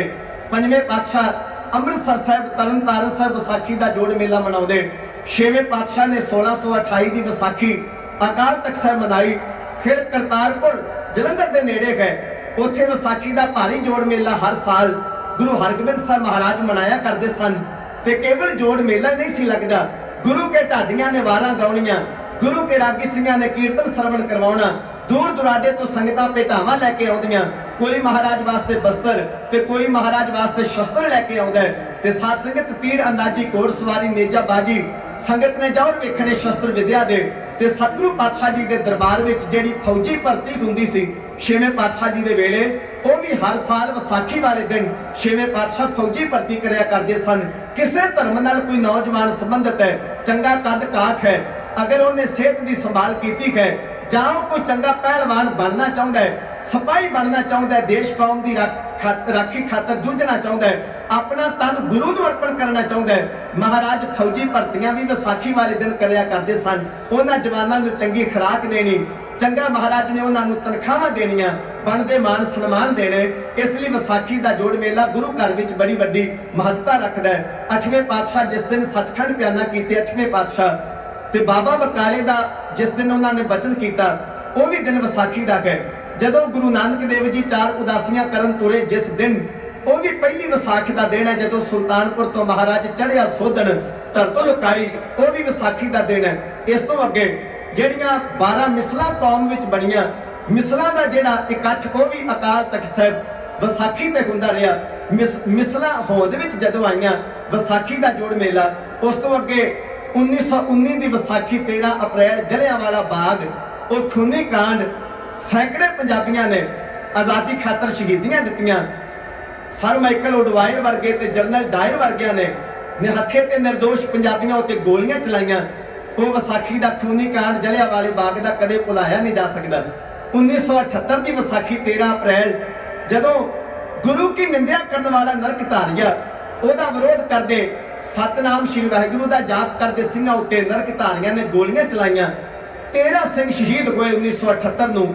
ਧਰਮ ਯੁੱਧ ਮੋਰਚੇ ਦੀ ਸ਼ੁਰੂਆਤ ਸੰਤ ਗਿਆਨੀ ਜਰਨੈਲ ਸਿੰਘ ਖਾਲਸਾ ਪਿੰਡਰਾਂ ਵਾਲਿਆਂ ਮਹਾਂਪੁਰਸ਼ਾਂ ਦੇ ਵੇਲੇ ਉਸ ਦਿਨ ਹੋਈ। ਉਹ ਵੀ 13 ਅਪ੍ਰੈਲ 1978 ਦੀ ਵਿਸਾਖੀ ਭੁਲਾਈ ਨਹੀਂ ਜਾ ਸਕਦੀ। ਅਖੰਡ ਕੀਰਤਨੀ ਜਥੇ ਦੇ ਕਈ ਸਿੰਘਾਂ ਨੇ ਉਸ ਦਿਨ ਸ਼ਹਾਦਤ ਦਾ ਜਾਮ ਪ੍ਰਾਪਤ ਕੀਤਾ। ਇਸ ਲਈ ਵਿਸਾਖੀ ਇੱਕ ਨਹੀਂ, ਕਈ ਵਿਸਾਖੀਆਂ ਜਿਹੜੀਆਂ ਉਹ ਗੁਰ ਇਤਿਹਾਸ ਨਾਲ, ਸਿੱਖ ਇਤਿਹਾਸ ਨਾਲ ਬੜੀ ਵੱਡੀ ਆਪਣੀ ਸਾਂਝ ਰੱਖਦੀਆਂ ਨੇ। ਰਸਨਾ ਪਵਿੱਤਰ ਕਰੋ, ਆਖੋ ਜੀ ਸਤਨਾਮ ਸ਼੍ਰੀ ਵਾਹਿਗੁਰੂ। ਸਤਿਗੁਰਾਂ ਨੇ ਹੁਕਮਨਾਮੇ ਭੇਜੇ, ਮਾਝਾ, ਮਾਲਵਾ, ਦੁਆਬਾ, ਕਾਬਲ, ਕੰਧਾਰ, ਦਿੱਲੀ, ਲਾਹੌਰ, ਜਿੱਥੇ ਜਿੱਥੇ ਵੀ ਸਿੱਖ ਵਸਦਾ ਹੈ, ਵਿਸ਼ਾਲ ਇਕੱਠ ਸ਼੍ਰੀ ਅਨੰਦਪੁਰ ਸਾਹਿਬ ਹੋਇਆ। ਯਾਦ ਰੱਖਣਾ ਸਾਧ ਸੰਗਤ, ਸ਼੍ਰੀ ਕੇਸਗੜ੍ਹ ਸਾਹਿਬ ਜੀ ਦੀ ਉੱਚੀ ਥਾਂ ਉੱਤੇ ਮਹਾਰਾਜ ਨੇ ਕਿਹਾ ਸਟੇਜ ਲਗਾਈ ਜਾਏ। ਸਟੇਜ ਲਗਾਈ ਗਈ। ਸਤਿਗੁਰੂ ਪਾਤਸ਼ਾਹ ਨੇ ਆਖਿਆ ਉਹਦੇ ਅੱਗੇ ਵਿਸ਼ਾਲ ਗਿਣਤੀ ਵਿੱਚ ਸੰਗਤ ਬੈਠੇਗੀ। ਫਿਰ ਅੰਮ੍ਰਿਤ ਵੇਲੇ ਦੀਵਾਨ ਸੱਜ ਗਿਆ। ਗੁਰੂ ਘਰ ਦੇ ਰਾਗੀਆਂ ਨੇ ਰਾਗ ਗਾਏ, ਆਸਾ ਦੀ ਵਾਰ ਦਾ ਕੀਰਤਨ ਕੀਤਾ। ਹਰ ਅੰਮ੍ਰਿਤ ਪਿੰਨੇ ਲੋਇਣਾ ਮਨ ਪ੍ਰੇਮ ਰਤਨਾ ਰਾਮ ਰਾਜੇ, ਮਨ ਰਾਮ ਕਸਵੱਟੀ ਲਾਇਆ ਕੰਚਨ ਸੋਵਿੰਨਾ। ਆਸਾ ਦੀ ਵਾਰ ਦਾ ਕੀਰਤਨ ਹੋਇਆ। ਉਸ ਤੋਂ ਬਾਅਦ ਗੁਰੂ ਗੋਬਿੰਦ ਸਿੰਘ ਮਹਾਰਾਜ ਦੇ ਦਰਬਾਰ ਵਿੱਚ 52 ਕਵੀ ਰਹਿੰਦੇ ਸਨ। 52 ਕਵੀ ਧੰਨ ਹਨ ਉਹ ਸੰਗਤਾਂ। 52 ਕਵੀਆਂ ਨੇ ਕਾਵਿ ਰਚਨਾਵਾਂ ਪੜ੍ਹਦੀਆਂ ਤੇ ਹਰੇਕ ਕਵੀ ਦੀ ਕਾਵਿ ਰਚਨਾ ਨੂੰ ਸੰਗਤ ਨੇ ਸੁਣਨਾ, ਸਮਝਣਾ, ਮਾਨ ਸਨਮਾਨ ਕਰਨਾ ਤੇ ਜੈ ਜੈਕਾਰ ਹੋਣੀ। ਸਤਿਗੁਰੂ ਪਾਤਸ਼ਾਹ ਜੀ ਦੇ ਦਰਬਾਰ ਵਿੱਚ 52 ਕਵੀਆਂ ਨੇ ਰਚਨਾਵਾਂ ਪੜ੍ਹੀਆਂ। ਉਸ ਤੋਂ ਬਾਅਦ 10ਵੇਂ ਪਾਤਸ਼ਾਹ ਜੀ ਦੇ ਦਰਬਾਰ 2 ਢਾਡੀ ਸਨ, ਮੀਰ ਮੁਸ਼ਕੀ ਤੇ ਮੀਰ ਸ਼ਬੀਲਾ। ਇਹਨਾਂ ਦੋਹਾਂ ਢਾਡੀਆਂ ਦੇ ਵੱਡ ਵਡੇਰੇ ਹੋਏ ਨੇ ਬਾਬਾ ਨੱਥਾ ਤੇ ਅਬਦੁੱਲਾ, ਜਿਨ੍ਹਾਂ ਨੇ 6ਵੇਂ ਪਾਤਸ਼ਾਹ ਦੇ ਚਰਨਾਂ ਵਿੱਚ ਅਕਾਲ ਤਖਤ ਸਾਹਿਬ ਵਾਰ ਗਾਈ ਸੀ, ਪੱਗ ਤੇਰੀ ਕੀ ਜਹਾਂਗੀਰ ਦੀ। ਮਹਾਰਾਜ ਤੁਹਾਡੀ ਪੱਗ ਦੇ ਸਾਹਮਣੇ ਵਕਤ ਦੇ ਬਾਦਸ਼ਾਹ ਦੀ ਪੱਗ ਕੀ ਵੈਲਿਊ ਰੱਖਦੀ ਹੈ। ਪੱਗ ਤੁਹਾਡੀ, ਤਖਤ ਤੁਹਾਡਾ, ਤਾਜ ਤੁਹਾਡਾ, ਨਿਸ਼ਾਨ ਤੁਹਾਡੇ, ਫੈਸਲੇ ਤੁਹਾਡੇ, ਵਡਿਆਈ ਤੁਹਾਡੀ, ਜੈ ਜੈਕਾਰ ਤੁਹਾਡੀ। ਵਕਤ ਦਾ ਬਾਦਸ਼ਾਹ ਵੀ ਮਹਾਰਾਜ ਤੁਹਾਡੇ ਤਖਤ ਦੇ ਸਾਹਮਣੇ ਕੋਈ ਕੀਮਤ ਨਹੀਂ ਰੱਖਦਾ। ਇਹ ਉਸ ਵਕਤ ਵਾਰ ਜਿਨ੍ਹਾਂ ਢਾਡੀਆਂ ਨੇ ਗਾਈ, ਉਹਨਾਂ ਦੇ ਪੁੱਤ ਪੋਤਰੇ ਸਨ ਮੀਰ ਮੁਸ਼ਕੀ ਤੇ ਮੀਰ ਸ਼ਬੀਲਾ। ਇਹਨਾਂ 2 ਢਾਡੀਆਂ ਨੇ ਢੱਡ ਤੇ ਸਰੰਗੀ ਲੈ ਕੇ ਵਿਸਾਖੀ ਵਾਲੇ ਦਿਨ ਸੰਗਤ ਨੂੰ 20 ਅਸੀਂ ਵਾਰਾਂ ਸੁਣਾਈਆਂ। ਅਜੇ 20 ਅਸੀਂ ਵਾਰਾਂ ਸੁਣਾ ਰਹੇ ਸਨ। ਸੰਗਤ ਲੰਮੇ ਸਮੇਂ ਤੋਂ ਉਡੀਕ ਰਹੀ ਸੀ ਵੀ ਕਲਗੀਆਂ ਵਾਲੇ ਪਾਤਸ਼ਾਹ ਮਹਾਰਾਜ ਅਜੇ ਸਟੇਜ ਉੱਤੇ ਆਈ ਨਹੀਂ। ਰਾਗੀਆਂ ਨੇ ਕੀਰਤਨ ਕਰ ਲਿਆ, ਕਵੀਆਂ ਨੇ ਕਾਵਿ ਰਚਨਾਵਾਂ ਸੁਣਾ ਦਿੱਤੀਆਂ, ਢਾਡੀਆਂ ਨੇ ਵਾਰਾਂ ਸੁਣਾ ਦਿੱਤੀਆਂ, ਅਜੇ ਮਹਾਰਾਜ ਆਏ ਨਹੀਂ। ਸੰਗਤ ਟਿਕਟਕੀ ਲਗਾ ਕੇ ਸਟੇਜ ਵੱਲ ਨੂੰ ਤੱਕਦੀ ਪਈ ਹੈ। ਅਚਾਨਕ ਨਰਸਿੰਘੇ ਵੱਜੇ, ਖੜਤਾਲਾਂ ਖੜਕੀਆਂ, ਸਾਜ਼ਾਂ ਦੀ ਗੂੰਜ ਪਈ, ਬੋਲੇ ਸੋ ਨਿਹਾਲ, ਸਤਿ ਸ੍ਰੀ ਅਕਾਲ ਦੇ ਜਕਾਰੇ ਛੱਡੇ ਤੇ ਗਰੀਬਨਵਾਜ ਪਾਤਸ਼ਾਹ ਗੁਰੂ ਗੋਬਿੰਦ ਸਿੰਘ ਮਹਾਰਾਜ, ਚਿਹਰੇ ਦਾ ਪ੍ਰਤਾਪ ਨਾ ਝੱਲਿਆ ਜਾਣ ਵਾਲਾ, ਲਿਸ਼ਕਦੀ ਹੋਈ ਤੇਗ ਲੈ ਕੇ ਕਲਗੀਆਂ ਵਾਲੇ ਪਾਤਸ਼ਾਹ ਮਹਾਰਾਜ ਸਟੇਜ ਉੱਤੇ ਆ ਗਏ। ਢਾਡੀ ਸਿੰਘਾਂ ਨੇ ਵਾਰ ਦੀ ਸਮਾਪਤੀ ਕੀਤੀ। ਹਜ਼ੂਰ ਨੇ 2-4 ਕਦਮ ਪੈਂਤੜਾ ਕੱਢਿਆ ਉਸ ਸਟੇਜ ਉੱਤੇ, ਚਹਿਲ ਕਦਮੀ ਕੀਤੀ ਤੇ ਉਪਰੰਤ ਪਾਤਸ਼ਾਹ ਨੇ ਹਵਾ ਵਿੱਚ ਲਹਿਰਾ ਕੇ ਲਿਸ਼ਕਦੀ ਤੇਗ 80,000 ਦੇ ਇਕੱਠ ਕੋਲੋਂ ਇੱਕ ਮੰਗ ਕਰਦਿਆਂ ਹੋਇਆ ਆਖਿਆ, ਉੱਠੇ ਕੋਈ ਸੂਰਮਾ ਜਿਹੜਾ ਗੁਰੂ ਨੂੰ ਆਪਣਾ ਸੀਸ ਅਰਪਣ ਕਰੇ। ਕੋਈ ਉੱਠੇ। ਹਜ਼ੂਰ ਨੇ ਇਹ ਨਹੀਂ ਕਿਹਾ ਵੀ ਉਹ ਕਿਸੇ ਧਰਮ ਵਿੱਚੋਂ ਹੋਵੇ, ਕਿਸੇ ਜਾਤ ਪਾਤ ਬਰਾਦਰੀ ਵਿੱਚੋਂ ਹੋਵੇ, ਕੋਈ ਪਾਬੰਦੀ ਨਹੀਂ। ਹਜ਼ੂਰ ਨੇ ਆਖਿਆ ਕੋਈ ਉੱਠੇ ਜਿਹੜਾ ਗੁਰੂ ਨੂੰ ਆਪਣਾ ਸੀਸ ਅਰਪਣ ਕਰੇ। ਜਦੋਂ ਮਹਾਰਾਜ ਨੇ ਆਵਾਜ਼ ਦਿੱਤੀ ਹੈ, ਉੱਠ ਕੇ ਸਭ ਤੋਂ ਪਹਿਲਾਂ ਛਾਲ ਮਾਰ ਕੇ ਜਿਹੜਾ ਅੱਗੇ ਸਿੱਖ ਆਇਆ उस दा नाम है भाई दया राम। भाई दया राम कोई पहली बार गुरु घर विच नहीं आया, ये भाई दया राम है जिहड़ा कदे भंगाणी दे युद्ध विच भी लड़िया सी। भाई दया राम गुरु घर दे बड़े पुराने सिख ने। जदों आप जी गुरु गोबिंद सिंह महाराज जी की कलम तो लिखिया होया भंगाणी दा युद्ध आप जी पढ़ोगे, उहदे विच आप जी नूं भाई दया राम जी का नाम पढ़न नूं मिलेगा कि वह किन्नी बहादरी नाल भंगाणी दे युद्ध विच लड़े सन। भाई दया राम ने उठ के पातशाह के चरणों ते सीस झुकाया। महाराज मेरा सीस आप जी के चरणों में हाजिर है। याद रखना साध संगत, मैदाने जंग में शहादत देनी ये तो सूरमे वास्ते सौखी है, पर इस तरीके नाल गुरु की रमज नूं समझ के उठ के सहज सुभाए गुरु अगे आके अपना आत्म समर्पण कर देना ते सीस गुरु नूं भेटा कर देना, इदा रमज नूं समझना किसी सूरमे विरले का काम होया करता है। मैदाने जंग दे विच ते पता ही है कि जूझना है उत्थे ते हरेक सूरमा कुर्बानी लई तैयार हुंदा है, पर इदा दीवान सजिया होवे महाराज आखण सीस की लोड़ है, अचानक रमज नूं समझ के छाल मार के उठ के महाराज नूं सीस भेटा कर देना, ये किसी मरजीवड़े का काम हुंदा है। पातशाह ने आखिर नाम है दया राम, आया है लाहौर तो। महाराज ने कहा खालसे का अंग बनने वास्ते उस लाहौर तो दया चल के आई है, जिस लाहौर विच दया नां दी चीज ही कोई नहीं सी। जिस लाहौर ने गुरु अर्जन देव महाराज नूं तत्ती तवी ते बिठा के तपाया है, जलाया है, गर्म रेता सीस उत्ते पाई गई, फिर रावी के ठंडे जल विच पंचम पातशाह नूं तसीहे दिते, भाई लखू वर्गिया नूं प्रसादा छकाउण तो इनकार कर दिता गया। जिस लाहौर विच अमृत वेले रब दे जी मारे जाते हैं, लाहौर शहर जहर कहर सवा पहर तुर्की बाणी का बचन है, जिथे रब दे नां दी कोई बात नहीं पाउंदा, जुल्म अत्याचार चार चफेरों वेखण नूं मिलदा है, दया नां दी चीज ही कोई नहीं। अज उस शहर तो खालसे दा अंग बनने वास्ते सब तो पहला दया आई है। मेरे सिख विच ते मेरे खालसे विच सब तो पहला गुण दया होएगी। हजूर पातशाह ने इहनूं गुट तो पकड़े, तंबू विच लैके गए, तलवार दा वार कीता, सीस धड़ नालों जुदा कीता, स्टेज उत्ते आ गए। दूसरी बार फिर आवाज दे के आख्या एक होर सीस दी लोड़ है। लो पीजी तेग पातशाह के हथ विच है, छाल मार के उठिया है भाई धर्मचंद। भाई धर्मचंद ने पातशाह ने उठ के सीस भेटा किया। हजूर ने आख्या नाम धर्मचंद, आया है दिल्ली तो, उस दिल्ली तो उठ के अज धर्म खालसे का अंग बनने वास्ते आया है, जिस दिल्ली में धर्म नां की चीज ही कोई नहीं।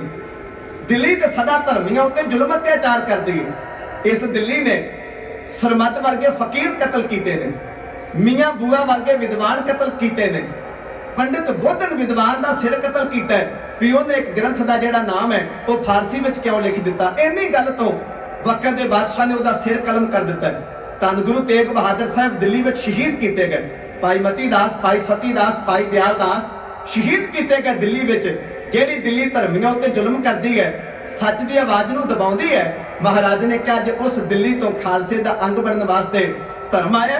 पातशाह हैरान होए ते गरीब नवाजे नूं तंबू विच लैके गए।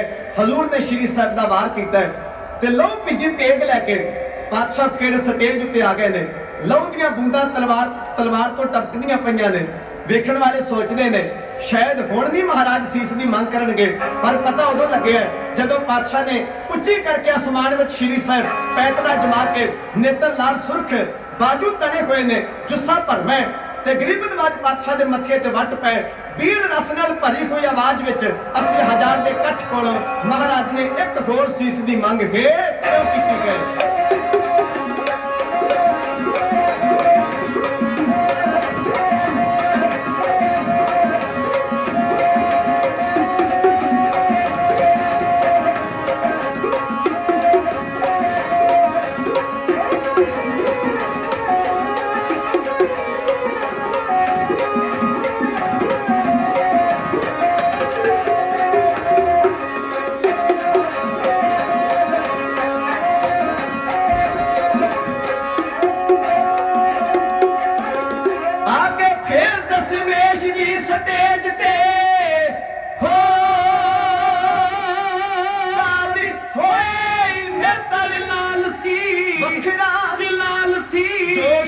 नाल सी हो कहंदे गज के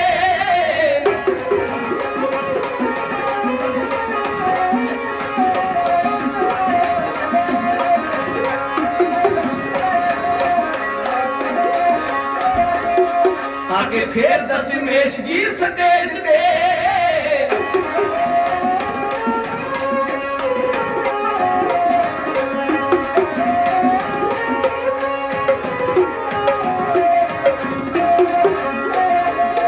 आके फिर दसी वेश जी स्टेज ते नाल जोश दे के हाल ललकार एक होर सूरमे दी लोड़ है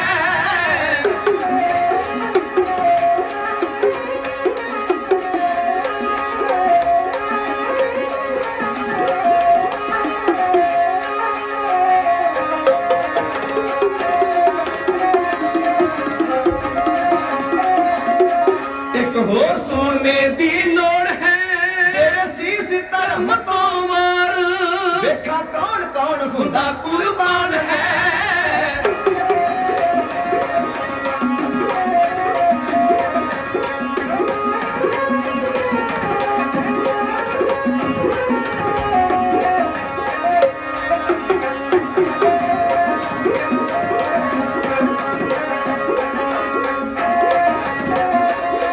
देखा कौन कौन खुदा कुर्बान है गली सैकड़े होन बलिहार जिवें परखदा सराप सोने खड़े नू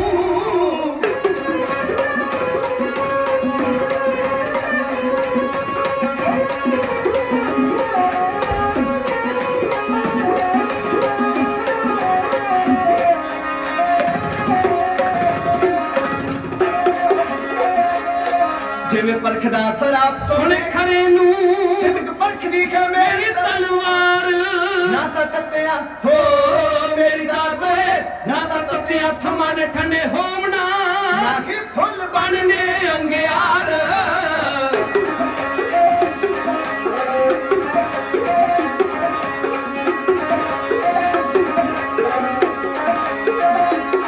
ना ता तत्या थमा ने ठंडे होमना ना ता तत्या थमा ने ठंडे होमना ना ही फुल बनने अंगियार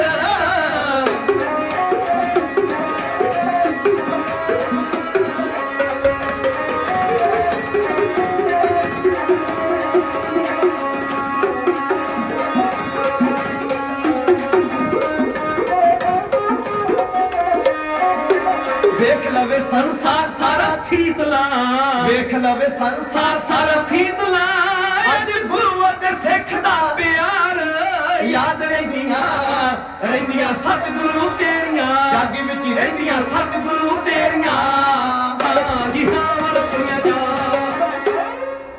ਹਜ਼ੂਰ ਨੇ ਵੰਗਾਰ ਕੇ ਆਖਿਆ ਇੱਕ ਹੋਰ ਸੂਰਮੇ ਦੀ ਲੋੜ ਹੈ 5-7 ਮਿੰਟ ਵਿੱਚ ਢਾਡੀ ਜਥੇ ਨੇ ਆਖਰੀ ਵਾਰ ਕਹਿ ਕੇ ਖਿਮਾ ਦੇ ਜਾਚਕ ਹੋ ਜਾਣਾ ਹੈ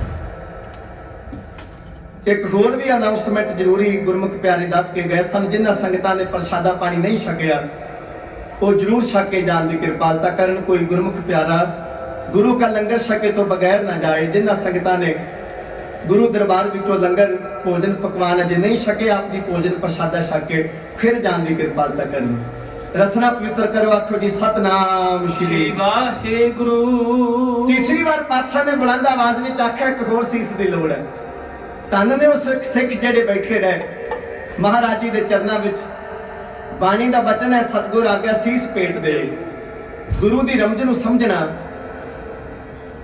ਬੜਾ ਮੁਸ਼ਕਲ ਹੈ ਕੋਈ ਵਿਰਲਾ ਗੁਰਮੁਖ ਸਮਝ ਸਕਦਾ ਹੈ ਅੱਜ ਵਿਚਾਰ ਇਸ ਗੱਲ ਤੇ ਕੀਤੀ ਜਾਂਦੀ ਹੈ ਕਿ ਸੀਸ ਕੱਟ ਕੇ ਮਹਾਰਾਜ ਜੋੜ ਸਕਦੇ ਨੇ ਜਾਂ ਨਹੀਂ ਅੱਜ ਇਸ ਤਰ੍ਹਾਂ ਦੀ ਇਸ ਗੱਲ ਉੱਤੇ ਵਿਚਾਰ ਜ਼ਿਆਦਾ ਕੀਤੀ ਜਾਂਦੀ ਪਰ ਇਸ ਗੱਲ ਨੂੰ ਪਿੱਛੇ ਛੱਡ ਦਿੱਤਾ ਜਾਂਦਾ ਕਿ ਉਹਨਾਂ ਸਿੱਖਾਂ ਦੇ ਹੌਸਲੇ ਕਿੰਨੇ ਵੱਡੇ ਹੋਣਗੇ ਜਿਨ੍ਹਾਂ ਨੂੰ ਇਹ ਨਹੀਂ ਪਤਾ ਕਿ ਮਹਾਰਾਜ ਨੇ ਸੀਸ ਵੱਢਣਾ ਹੈ ਕਿ ਜਾਂ ਨਹੀਂ ਵੱਢਣਾ ਪਰ ਉਹ ਉੱਠ ਕੇ ਮਹਾਰਾਜ ਨੂੰ ਆਪਣਾ ਸੀਸ ਭੇਟਾ ਕਰ ਰਹੇ ਨੇ ਕਿ ਮਹਾਰਾਜ ਮੇਰਾ ਸਿਰ ਤੁਹਾਡੇ ਚਰਨਾਂ ਵਿੱਚ ਹਾਜ਼ਰ ਹੈ ਸਭ ਤੋਂ ਕਠਿਨ ਬਾਤ ਇਹ ਹੈ ਸਤਿਗੁਰ ਆਗੇ ਸੀਸ ਭੇਟ ਦੇ ਸੀਸ ਲੈਣ ਵਾਲੇ ਦੀ ਮਰਜ਼ੀ ਹੈ ਉਹ ਸੀਸ ਲਵੇ ਭਾਵੇਂ ਨਾ ਲਵੇ ਪਰ ਇੱਕ ਵਾਰੀ ਉਹਨਾਂ ਦਾ ਹੌਸਲਾ ਤੇ ਵੇਖੀਏ ਉਹਨਾਂ ਦਾ ਜਿਗਰਾ ਤੇ ਵੇਖੀਏ ਜਿਹੜੇ ਹਜ਼ਾਰਾਂ ਦੇ ਇਕੱਠ ਵਿੱਚ ਉੱਠ ਕੇ ਮਹਾਰਾਜ ਨੂੰ ਆਪਣਾ ਸੀਸ ਅਰਪਣ ਕਰ ਰਹੇ ਨੇ ਬੜਾ ਕਠਿਨ ਹੈ ਹਜ਼ੂਰ ਦੀ ਬਾਣੀ ਦਾ ਬਚਨ ਹੈ ਪਹਿਲਾ ਮਰਨ ਕਬੂਲ ਜੀਵਨ ਕੀ ਛੱਡ ਆਸ ਹੋ ਸਭਨਾ ਕੀ ਰੇਣੁਕਾ ਤਉ ਆਓ ਹਮਾਰੇ ਪਾਸ ਜਿਨ੍ਹਾਂ ਦੇ ਹਿਰਦੇ ਵਿੱਚ ਬਿਲਕੁਲ ਜੀਵਨ ਦੀ ਲਾਲਸਾ ਨਾ ਹੋਵੇ ਸੰਸਾਰ ਨਾਲੋਂ ਮੋਹ ਜਿਨ੍ਹਾਂ ਨੇ ਤੋੜਿਆ ਹੋਵੇ ਜਿਹੜੇ ਬਿਲਕੁਲ ਗੁਰੂ ਨੂੰ ਸਮਰਪਿਤ ਹੋ ਚੁੱਕੇ ਹੋਣ ਉਹ ਉੱਠ ਕੇ ਮਹਾਰਾਜ ਨੂੰ ਆਪਣਾ ਸੀਸ ਅਰਪਣ ਕਰਿਆ ਕਰਦੇ ਨੇ ਮਹਾਰਾਜ ਮੇਰਾ ਸਿਰ ਤੁਹਾਡੇ ਚਰਨਾਂ ਵਿੱਚ ਹਾਜ਼ਰ ਹੈ ਤੀਸਰੇ ਨੰਬਰ ਤੇ ਭਾਈ ਹਿੰਮਤ ਰਾਏ ਨੇ ਸੀਸ ਅਰਪਣ ਕੀਤਾ ਜਗਨਨਾਥਪੁਰੀ ਦਾ ਰਹਿਣ ਵਾਲਾ ਹੈ ਇਹ ਉਸ ਸ਼ਹਿਰ ਤੋਂ ਆਇਆ ਜਿੱਥੋਂ ਦੇ ਲੋਕ ਉਸ ਬੁੱਤ ਦੀ ਪੂਜਾ ਕਰਦੇ ਨੇ ਜਿਸ ਬੁੱਤ ਦੇ ਨਾ ਹੱਥ ਨੇ ਤੇ ਨਾ ਪੈਰ ਨੇ ਜਗਨਨਾਥ ਦਾ ਉਹ ਬੁੱਤ ਹੈ ਕਿਸੇ ਸਮੇਂ ਦੇ ਅਵਤਾਰ ਮੰਨੇ ਜਾਣ ਵਾਲੇ ਕ੍ਰਿਸ਼ਨ ਉਹਨਾਂ ਦੀਆਂ ਅਸਥੀਆਂ ਉਸ ਬੁੱਤ ਵਿੱਚ ਸਥਾਪਿਤ ਨੇ। ਤੇ ਮਹਾਰਾਜ ਨੇ ਕਿਹਾ ਬੇਹਿੰਮਤੇ ਬੁੱਤ ਦੀ ਪੂਜਾ ਕਰ ਕਰਕੇ ਲੋਕ ਵੀ ਬੇਹਿੰਮਤੇ ਹੋ ਗਏ। ਹੁਣ ਜਿਸ ਬੁੱਤ ਦੇ ਹੱਥ ਤੇ ਪੈਰ ਹੀ ਨਹੀਂ, ਲੋਕ ਉਹਦੀ ਪੂਜਾ ਕਰ ਰਹੇ ਨੇ, ਪੱਥਰ ਪੂਜ ਕੇ ਹਿੰਮਤ ਖਤਮ ਹੁੰਦੀ ਹੈ। ਤੇ ਉਸ ਤੋਂ ਵੀ ਵਧੇਰੇ ਮਾੜੀ ਗੱਲ ਵੀ ਉਸ ਬੁੱਤ ਦੇ ਹੱਥ ਤੇ ਪੈਰ ਹੀ ਨਹੀਂ, ਭਾਵ ਉਹਦੇ ਤੋਂ ਕੀ ਪ੍ਰੇਰਨਾ ਮਿਲੇਗੀ ਲੋਕਾਂ ਨੂੰ। ਬੇਹਿੰਮਤੇ ਹੋ ਗਏ ਉਸ ਸ਼ਹਿਰ ਦੇ ਲੋਕ, ਦੇਸ਼ ਦੇ ਲੋਕ ਹੀ ਬੇਹਿੰਮਤੇ ਹੋ ਗਏ, ਬੇਹਿੰਮਤਿਆਂ ਦੀ ਪੂਜਾ ਕਰਦੇ ਕਰਦੇ। ਪਰ ਅੱਜ ਉਸ ਬੇਹਿੰਮਤਿਆਂ ਦੇ ਸ਼ਹਿਰ ਵਿੱਚੋਂ ਹਿੰਮਤ ਉੱਠ ਕੇ ਖਾਲਸੇ ਦਾ ਅੰਗ ਬਣਨ ਵਾਸਤੇ ਆਈ ਹੈ। ਮਹਾਰਾਜ ਨੇ ਇਸ ਦਾ ਵੀ ਸੀਸ ਪ੍ਰਵਾਨ ਕੀਤਾ। ਚੌਥੇ ਨੰਬਰ ਤੇ ਭਾਈ ਮੋਹਕਮ ਚੰਦ ਉੱਠੇ ਨੇ। ਪੰਜਵੀਂ ਵਾਰੀ ਮਹਾਰਾਜ ਨੇ ਆਵਾਜ਼ ਦਿੱਤੀ। ਬਿੱਦਰ ਦੇ ਰਹਿਣ ਵਾਲੇ ਭਾਈ ਸਾਹਿਬ ਚੰਦ ਉੱਠੇ ਨੇ। ਭਾਈ ਸਾਹਿਬ ਚੰਦ ਇਹਨਾਂ ਦਾ ਵੀ ਜ਼ਿਕਰ ਜਦੋਂ ਆਪ ਜੀ ਭੰਗਾਣੀ ਦਾ ਯੁੱਧ ਪੜ੍ਹੋਗੇ, ਕਲਗੀਆਂ ਵਾਲੇ ਪਾਤਸ਼ਾਹ ਦੀ ਜੀਵਨ ਦੀ ਜਿਹੜੀ ਪਹਿਲੀ ਲੜਾਈ ਹੈ, ਜਿਹੜੀ ਸਨ 1687 ਵਿੱਚ ਮਹਾਰਾਜ ਨੇ ਜਿਹੜੀ 15 ਅਪ੍ਰੈਲ ਵਿਸਾਖ ਦੇ ਮਹੀਨੇ ਵਿੱਚ 10ਵੇਂ ਪਾਤਸ਼ਾਹ ਨੇ ਆਪਣੇ ਜੀਵਨ ਦੀ ਪਹਿਲੀ ਜੰਗ ਲੜੀ, ਉਹਦੇ ਵਿੱਚ ਇਸ ਭਾਈ ਸਾਹਿਬ ਚੰਦ ਨੇ ਵੀ ਆਪਣਾ ਯੋਗਦਾਨ ਪਾਇਆ। ਇਸ ਭਾਈ ਸਾਹਿਬ ਚੰਦ ਨੇ ਉੱਠ ਕੇ ਵੀ ਮਹਾਰਾਜ ਨੂੰ ਆਪਣਾ ਸੀਸ ਅਰਪਣ ਕੀਤਾ। ਭਾਈ ਹਿੰਮਤ ਰਾਏ ਜਿਹੜਾ ਤੀਸਰੇ ਨੰਬਰ ਤੇ ਆਇਆ, ਇਹ ਉਸ ਭਾਈ ਛੱਜੂ ਦੇ ਪਰਿਵਾਰ ਵਿੱਚੋਂ ਹੈ, ਜਿਸ ਭਾਈ ਛੱਜੂ ਨੇ ਪੰਜੋਖਰਾ ਸਾਹਿਬ ਗੁਰੂ ਹਰਕ੍ਰਿਸ਼ਨ ਸਾਹਿਬ ਮਹਾਰਾਜ ਨੇ ਜਿਹਦੇ ਸੀਸ ਉੱਤੇ ਛੱਟੀ ਧਰੀ ਤੇ ਪੰਡਿਤ ਲਾਲ ਚੰਦ ਦਾ ਹੰਕਾਰ ਮਹਾਰਾਜ ਨੇ ਚਕਨਾਚੂਰ ਕੀਤਾ। ਤੇ ਛੱਜੂ ਦੇ ਕੋਲੋਂ ਮਹਾਰਾਜ ਨੇ ਗੀਤਾ ਦੇ ਅਰਥ ਕਰਾਏ ਸਨ। ਜਿਹੜਾ ਨਾ ਸੁਣ ਸਕਦਾ ਸੀ, ਨਾ ਬੋਲ ਸਕਦਾ ਸੀ, ਉਹਨੂੰ ਫਿਰ ਮਹਾਰਾਜ ਨੇ ਬ੍ਰਹਮ ਗਿਆਨ ਦੀਆਂ ਦਾਤਾਂ ਬਖਸ਼ੀਆਂ, ਸਿੱਖੀ ਦਾ ਪ੍ਰਚਾਰਕ ਥਾਪਿਆ। ਮਹਾਰਾਜ ਨੇ ਉੜੀਸਾ ਜਗਨਨਾਥਪੁਰੀ ਉਹਨੂੰ ਸਿੱਖੀ ਦਾ ਪ੍ਰਚਾਰ ਕਰਨ ਵਾਸਤੇ ਭੇਜਿਆ। ਉਸ ਭਾਈ ਛੱਜੂ ਦੇ ਪਰਿਵਾਰ ਵਿੱਚੋਂ ਹੈ ਭਾਈ ਹਿੰਮਤ ਰਾਏ। ਉਹਨੇ ਉੱਠ ਕੇ ਮਹਾਰਾਜ ਨੂੰ ਤੀਜੇ ਨੰਬਰ ਤੇ ਸੀਸ ਅਰਪਣ ਕੀਤਾ। ਭਾਈ ਮੋਹਕਮ ਚੰਦ ਤੇ ਪੰਜਵੇਂ ਤੇ ਭਾਈ ਸਾਹਿਬ ਚੰਦ, ਇਹਨਾਂ ਪੰਜਾਂ ਨੇ ਮਹਾਰਾਜ ਨੂੰ ਸੀਸ ਅਰਪਣ ਕੀਤੇ। ਇਹਨਾਂ ਪੰਜਾਂ ਨੂੰ ਮਹਾਰਾਜ ਨੇ ਤੰਬੂ ਵਿੱਚੋਂ ਮੁੜ ਸੁਰਜੀਤ ਕਰਕੇ ਨੀਲੇ ਰੰਗ ਦੇ ਵਸਤਰ ਆਪ ਧਾਰਨ ਕੀਤੇ। ਨੀਲੇ ਰੰਗ ਦੇ ਵਸਤਰ ਹੀ ਉਹਨਾਂ ਨੂੰ ਧਾਰਨ ਕਰਾਏ। ਸ਼ਾਇਰ ਲਿਖਦਾ ਹੈ ਇਤਿਹਾਸਕ, ਉਹ ਲਿਖਦਾ ਨੀਲ ਅੰਬਰ ਸਭ ਕੋ ਪਹਿਨਾਇਆ, ਵਹੀ ਵੇਸ ਆਪਣਾ ਕੀਆ। ਉਹਨਾਂ ਨੂੰ ਵੀ ਨੀਲੇ ਰੰਗ ਦੇ ਵਸਤਰ ਧਾਰਨ ਕਰਾਏ ਤੇ ਆਪ ਵੀ ਉਹੀ ਕੀਤੇ। ਸਟੇਜ ਉੱਤੇ ਆ ਗਏ। ਜਦੋਂ ਉਹਨਾਂ ਪੰਜਾਂ ਨੂੰ ਮਹਾਰਾਜ ਨੇ ਸਟੇਜ ਉੱਤੇ ਲਿਆਣ ਕੇ ਖੜੇ ਕੀਤਾ, ਲੋਕ ਹੈਰਾਨ ਹੋ ਗਏ ਵੀ ਅਸੀਂ ਤੇ ਸਮਝਦੇ ਸੀ ਵੀ ਗੁਰੂ ਨਿਰਦੋਸ਼ਿਆਂ ਨੂੰ ਤੇ ਨਿਹੱਥਿਆਂ ਨੂੰ ਮਾਰੀ ਜਾ ਰਹੇ ਨੇ, ਪਰ ਅਸੀਂ ਨਹੀਂ ਸੀ ਜਾਣਦੇ ਵੀ ਸਤਿਗੁਰੂ ਤੇ ਤਾਰ ਰਹੇ ਨੇ, ਮਹਾਰਾਜ ਤੇ ਇਹਨਾਂ ਨੂੰ ਵਡਿਆਈ ਦੇ ਰਹੇ ਨੇ। ਬੁਲੰਦ ਆਵਾਜ਼ ਵਿੱਚ ਮਹਾਰਾਜ ਨੇ ਆਖਿਆ, ਐ ਸਾਧ ਸੰਗਤ, ਧੰਨ ਗੁਰੂ ਨਾਨਕ ਦੇਵ ਪਾਤਸ਼ਾਹ ਵੇਲੇ ਇੱਕ ਸਿੱਖ ਪ੍ਰੀਖਿਆ ਵਿੱਚੋਂ ਪਾਸ ਹੋਇਆ ਸੀ, ਭਾਈ ਲਹਿਣਾ, ਤੇ ਗੁਰੂ ਨਾਨਕ ਦੇਵ ਪਾਤਸ਼ਾਹ ਨੇ ਉਹਨਾਂ ਨੂੰ ਮੱਥਾ ਟੇਕ ਕੇ ਆਪਣੇ ਅੰਗ ਨਾਲ ਲਾ ਕੇ ਉਹਨਾਂ ਨੂੰ ਲਹਿਣੇ ਤੋਂ ਅੰਗਦ ਕਰ ਦਿੱਤਾ। ਗੁਰੂ ਅੰਗਦ ਦੇਵ ਉਹ ਬਣ ਗਏ। ਮਹਾਰਾਜ ਨੇ ਕਿਹਾ ਪਹਿਲੇ ਪਾਤਸ਼ਾਹ ਵੇਲੇ ਇੱਕ ਸਿੱਖ ਪ੍ਰੀਖਿਆ ਵਿੱਚੋਂ ਪਾਸ ਹੋਇਆ ਸੀ, ਅੱਜ ਗੁਰੂ ਕੀ ਪ੍ਰੀਖਿਆ ਵਿੱਚੋਂ 5 ਸਿੱਖ ਪਾਸ ਹੋਏ ਨੇ। ਮਹਾਰਾਜ ਨੇ ਕਿਹਾ ਅੱਜ ਗੁਰੂ ਕੀ ਪ੍ਰੀਖਿਆ ਵਿੱਚੋਂ ਜਿਨ੍ਹਾਂ ਨੇ ਗੁਰੂ ਦੀ ਰਮਜ ਨੂੰ ਸਮਝਿਆ, ਜਿਹੜੇ ਗੁਰੂ ਨੂੰ ਪੂਰਨ ਤੌਰ ਤੇ ਸਮਰਪਿਤ ਨੇ, ਇਹ 5 ਸਿੱਖ ਅੱਜ ਗੁਰੂ ਕੀ ਪ੍ਰੀਖਿਆ ਚੋਂ ਪਾਸ ਹੋਏ ਨੇ। ਇਹਨਾਂ ਪੰਜਾਂ ਨੂੰ ਪਿਆਰਿਆਂ ਦਾ ਦਰਜਾ ਦਿੱਤਾ ਜਾਂਦਾ ਹੈ ਕਿ ਅੱਜ ਤੋਂ 5 ਪਿਆਰੇ ਬਣੇ ਨੇ। ਫਿਰ ਮਹਾਰਾਜ ਨੇ ਹਿਮਾਲਿਆ ਪਰਬਤ ਤੋਂ ਆਉਣ ਵਾਲਾ ਸਤਲੁਜ ਦਾ ਜਿਹੜਾ ਸਵੱਛ ਜਲ ਹੈ ਉਹ ਮੰਗਵਾਇਆ, ਸਰਬਲੋ ਦਾ ਬਾਟਾ ਮੰਗਵਾਇਆ, ਹਜ਼ੂਰ ਦੇ ਲੋਹੇ ਦਾ ਖੰਡਾ ਮੰਗਵਾਇਆ। ਉਹ ਖੰਡਾ ਅੱਜ ਵੀ ਆਪ ਜੀ ਜਦੋਂ ਕੇਸਗੜ੍ਹ ਸਾਹਿਬ ਜਾਓਗੇ, ਕਲਗੀਆਂ ਵਾਲੇ ਪਾਤਸ਼ਾਹ ਮਹਾਰਾਜ ਦੇ 6 ਸ਼ਸਤਰ ਕੇਸਗੜ੍ਹ ਸਾਹਿਬ ਅਨੰਦਪੁਰ ਸਾਹਿਬ ਸੁਭਾਇਮਾਨ ਨੇ। ਉਹਨਾਂ ਸ਼ਸਤਰਾਂ ਵਿੱਚ ਉਹ ਖੰਡਾ ਅੱਜ ਵੀ ਸੁਭਾਇਮਾਨ ਹੈ, ਜਿਹਦੇ ਨਾਲ ਕਲਗੀਆਂ ਵਾਲੇ ਪਾਤਸ਼ਾਹ ਨੇ ਅੰਮ੍ਰਿਤ ਸੰਚਾਰ ਕੀਤਾ ਸੀ। ਬਾਟੇ ਵਿੱਚ ਸਤਲੁਜ ਦਾ ਜਲ ਪਾਇਆ, 2 ਧਾਰਾ ਖੰਡਾ ਮਹਾਰਾਜ ਨੇ ਹੱਥ ਵਿੱਚ ਲਿਆ। ਹਜ਼ੂਰ ਨੇ ਇੱਕ ਗੋਡਾ ਜ਼ਮੀਨ ਉੱਤੇ ਮੂਧਾ ਲਾਇਆ ਤੇ ਇੱਕ ਗੋਡਾ ਉੱਚਾ ਕੀਤਾ। ਇੱਕ ਹੱਥ ਮਹਾਰਾਜ ਨੇ ਬਾਟੇ ਦੇ ਕਿਨਾਰਿਆਂ ਨੂੰ ਪਾਇਆ ਤੇ ਇੱਕ ਹੱਥ ਦੇ ਨਾਲ ਹਜ਼ੂਰ ਨੇ ਉਸ ਖੰਡੇ ਨੂੰ ਜਲ ਵਿੱਚ ਰਗੜਨਾ ਸ਼ੁਰੂ ਕੀਤਾ। ਅੰਮ੍ਰਿਤਮਈ ਦ੍ਰਿਸ਼ਟੀ ਇਸ ਜਲ ਉੱਤੇ ਟਿਕਾਈ। ਸੁਖਮਨੀ ਸਾਹਿਬ ਦਾ ਬਚਨ ਹੈ, ਬ੍ਰਹਮ ਗਿਆਨੀ ਕੀ ਦ੍ਰਿਸ਼ਟ ਅੰਮ੍ਰਿਤ ਬਰਸੀ। ਜਿੱਥੇ ਗੁਰੂ ਦੀ ਨਜ਼ਰ ਵਿੱਚੋਂ ਅੰਮ੍ਰਿਤ ਵਰਦਾ ਹੈ, ਉੱਥੇ ਅੰਮ੍ਰਿਤਮਈ ਗੁਰਬਾਣੀ ਨੂੰ ਵੀ ਅੰਮ੍ਰਿਤ ਕਿਹਾ ਜਾਂਦਾ ਹੈ। ਅੰਮ੍ਰਿਤ ਬਾਣੀ ਹਰ ਹਰ ਤੇਰੀ ਸੁਣ ਸੁਣ ਹੋਵੇ ਪਰਮਗਤ ਮੇਰੀ। ਗੁਰੂ ਦੀ ਦ੍ਰਿਸ਼ਟੀ ਵਿੱਚ ਵੀ ਅੰਮ੍ਰਿਤ ਹੈ। ਗੁਰੂ ਦੀ ਰਸਨਾ ਤੋਂ ਜਿਹੜੀ ਬਾਣੀ ਆ ਰਹੀ ਹੈ ਉਹ ਵੀ ਅੰਮ੍ਰਿਤ ਹੈ, ਜਿਸ ਜਲ ਉੱਤੇ ਪੜੀ ਜਾ ਰਹੀ ਹੈ। ਫਿਰ ਉਹ ਹੁਣ ਆਮ ਜਲ ਤੋਂ ਅੰਮ੍ਰਿਤ ਬਣਨ ਜਾ ਰਿਹਾ ਹੈ। ਇਹ ਉਹ ਜਲ ਬਣਨ ਜਾ ਰਿਹਾ ਹੈ ਜਿਹਨੂੰ ਛਕ ਕੇ ਮੁਰਦਿਆਂ ਨੇ ਜੀਵਤ ਹੋਣਾ ਤੇ ਚਿੜੀਆਂ ਨੇ ਬਾਜਾਂ ਦੇ ਖੰਭ ਮਰੋੜਨੇ ਨੇ। ਇੱਕ ਇੱਕ ਨੇ 1.25 ਲੱਖ ਦਾ ਮੁਕਾਬਲਾ ਕਰਨਾ ਹੈ। ਉਹ ਅੰਮ੍ਰਿਤ ਮਹਾਰਾਜ ਸੰਚਾਰ ਕਰ ਰਹੇ ਨੇ। ਆਓ ਤੱਕੀਏ ਜਰਾ ਅੰਮ੍ਰਿਤ ਸੰਚਾਰ ਕਰਕੇ ਪੜ੍ਹ ਕੇ 5 ਬਾਣੀਆਂ ਮੇਰੇ ਕਲਗੀਆਂ ਵਾਲੇ ਪਾਤਸ਼ਾਹ ਗੁਰੂ ਗੋਬਿੰਦ ਸਿੰਘ ਮਹਾਰਾਜ ਪੰਜਾਂ ਨੂੰ ਅੰਮ੍ਰਿਤ ਦੀ ਦਾਤ ਦੇ ਕੇ 5 ਚੂਲੇ ਮੁਖ ਰਾਖੀ, 5 ਛੱਟੇ ਨੇਤਰਾਂ ਵਿੱਚ ਤੇ ਕੇਸਾਂ ਵਿੱਚ 5 ਜਲ ਦੇ ਚੂਲੇ ਗਰੀਬ ਨਵਾਜ ਪਾਤਸ਼ਾਹ ਇਦਾਂ ਅੰਮ੍ਰਿਤ ਦੀ ਵਿਧੀ ਨੂੰ ਨਿਭਾਉਂਦਿਆਂ ਹੋਇਆਂ ਉਹਨਾਂ ਦਾ ਨਾਮਕਰਨ ਵੀ ਕਰ ਰਹੇ ਨੇ। ਦਇਆ ਰਾਮ ਅੱਜ ਤੋਂ ਬਾਅਦ ਦਇਆ ਸਿੰਘ, ਧਰਮਚੰਦ ਅੱਜ ਤੋਂ ਬਾਅਦ ਧਰਮ ਸਿੰਘ, ਸਾਰਿਆਂ ਦੇ ਨਾਵਾਂ ਨਾਲ ਸਿੰਘ ਸ਼ਬਦ ਲਾਇਆ। ਉਹਨਾਂ ਪੰਜਾਂ ਨੂੰ ਸਿੰਘ ਸਜਾਉਣ ਤੋਂ ਬਾਅਦ ਆਪ ਫਿਰ ਉਹਨਾਂ ਪੰਜਾਂ ਦੇ ਸਾਹਮਣੇ ਹਜ਼ੂਰ ਨੇ ਇੱਕ ਗੋਡਾ ਜ਼ਮੀਨ ਤੇ ਮੂੰਹ ਦਾ ਲਾਇਆ ਤੇ ਬੁੱਕ ਅੱਗੇ ਕੀਤਾ। ਇੰਨੀ ਨਿਮਰਤਾ ਦੁਨੀਆ ਦੇ ਕਿਸੇ ਪੈਗੰਬਰ ਵਿੱਚ ਨਹੀਂ ਜਿੰਨੀ ਨਿਮਰਤਾ ਸਾਹਿਬੇ ਕਮਾਲ ਗੁਰੂ ਗੋਬਿੰਦ ਸਿੰਘ ਮਹਾਰਾਜ ਵਿੱਚ ਹੈ। ਕੋਈ ਪੈਗੰਬਰ ਆਪਣੀ ਉਮਤ ਦੇ ਸਾਹਮਣੇ, ਆਪਣੇ ਸਿੱਖਾਂ ਸੇਵਕਾਂ ਦੇ ਸਾਹਮਣੇ ਇਉਂ ਗੋਡੇ ਜ਼ਮੀਨ ਉੱਤੇ ਲਾ ਕੇ ਬੁੱਕ ਅੱਗੇ ਕਰਕੇ ਆਖੇ, ਖਾਲਸਾ ਜੀ ਜਿਵੇਂ ਤੁਸੀਂ ਅੰਮ੍ਰਿਤ ਪਾਨ ਕਰਕੇ ਦਇਆ ਰਾਮ ਤੋਂ ਦਇਆ ਸਿੰਘ ਬਣੇ ਹੋ, ਮੈਨੂੰ ਵੀ ਅੰਮ੍ਰਿਤ ਛਕਾ ਕੇ ਗੋਬਿੰਦ ਰਾਏ ਤੋਂ ਗੋਬਿੰਦ ਸਿੰਘ ਸਜਾ ਦਿਓ। ਇੰਨਾ ਝੁਕਿਆ ਹੋਇਆ ਹਿਰਦਾ, ਇੰਨਾ ਨਿਮਰਤਾ ਵਾਲਾ ਤੇ ਪ੍ਰੇਮ ਵਾਲਾ ਹਿਰਦਾ ਸਾਹਿਬੇ ਕਮਾਲ ਗੁਰੂ ਗੋਬਿੰਦ ਸਿੰਘ ਮਹਾਰਾਜ ਦਾ ਹੀ ਹੋ ਸਕਦਾ ਹੈ। ਪੰਜਾਂ ਸਿੰਘਾਂ ਦੇ ਨੇਤਰਾਂ ਵਿੱਚੋਂ ਵੈਰਾਗ ਦਾ ਜਲ ਵਹਿੰਦਾ ਪਿਆ। ਮਹਾਰਾਜ ਸਾਨੂੰ ਤੇ ਨੀਵੀਆਂ ਜਾਤਾਂ ਵਾਲੇ ਲੋਕ ਕਿਹਾ ਜਾਂਦਾ ਸੀ, ਸਾਨੂੰ ਤੇ ਦੁਰਕਾਰਿਆ ਜਾਂਦਾ ਸੀ, ਨਕਾਰਿਆ ਜਾਂਦਾ ਸੀ, ਵਿਦਿਆ ਤੋਂ ਵੀ ਸਖਣੇ ਰੱਖਿਆ ਜਾਂਦਾ ਸੀ, ਧਾਰਮਿਕ ਸਥਾਨਾਂ ਤੋਂ ਸਖਣੇ ਰੱਖਿਆ ਜਾਂਦਾ ਸੀ। ਤੁਸੀਂ ਚੁੱਕ ਕੇ ਸਾਨੂੰ ਗੱਲ ਨਾ ਲਾਇਆ।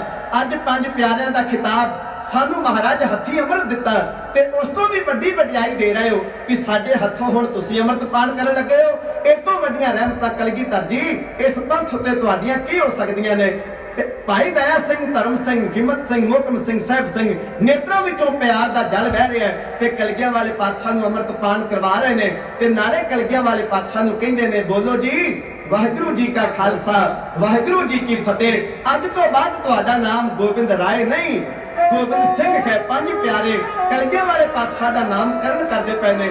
ਛਕਿਆ ਅੰਮ੍ਰਿਤ ਕਲਗੀਆਂ ਵਾਲੇ ਪਾਤਸ਼ਾਹ ਨੇ। ਹੁਣ ਸਾਰੀਆਂ ਸੰਗਤਾਂ ਨੂੰ ਆਪਣੇ ਸਾਹਮਣੇ ਬਿਠਾ ਕੇ ਅੰਮ੍ਰਿਤ ਕੀ ਹੈ ਤੇ ਬਾਣੀਆਂ ਕੀ ਨੇ, ਬਾਣਾ ਕੀ ਹੈ, ਰਹਿਤਾ ਕੀ ਨੇ ਤੇ ਕੁਰੈਤਾ ਕੀ ਨੇ, ਬਜਰ ਕੁਰੈਤਾ ਕੀ ਨੇ, ਕੀ ਸਿੱਖ ਨੇ ਜੀਵਨ ਵਿੱਚ ਕਰਨਾ ਤੇ ਕੀ ਨਹੀਂ ਕਰਨਾ। ਕੌਮ ਨੂੰ ਇੱਕ ਨਵੀਂ ਮਰਿਆਦਾ, ਨਵਾਂ ਸਿੱਖੀ ਸਰੂਪ, ਪੰਜ ਕਕਾਰ, ਪੰਜ ਬਾਣੀਆਂ, ਪੰਜ ਪਿਆਰੇ ਕਿਵੇਂ ਮਹਾਰਾਜ ਪੰਚ ਪ੍ਰਵਾਨ, ਪੰਚ ਪ੍ਰਧਾਨ, ਪੰਚੇ ਪਾਵੇ ਦਰਗਹਿਮਾਨ, ਪੰਚੇ ਸੁਭੇ ਦਰ ਰਾਜਾਨ, ਪੰਚਾ ਕਾ ਗੁਰ ਏਕ ਧਿਆਨ, ਪੰਚਮ ਦੀ ਮਰਿਆਦਾ ਕਿਵੇਂ ਚਲਾ ਰਹੇ ਨੇ। ਖਾਲਸੇ ਦੀ ਸਾਜਣਾ ਸ਼੍ਰੀ ਅਨੰਦਪੁਰ ਸਾਹਿਬ ਜੀ ਦੀ ਧਰਤੀ ਤੇ ਕਲਗੀਆਂ ਵਾਲੇ ਪਾਤਸ਼ਾਹ ਇਹ ਕਰ ਰਹੇ ਨੇ।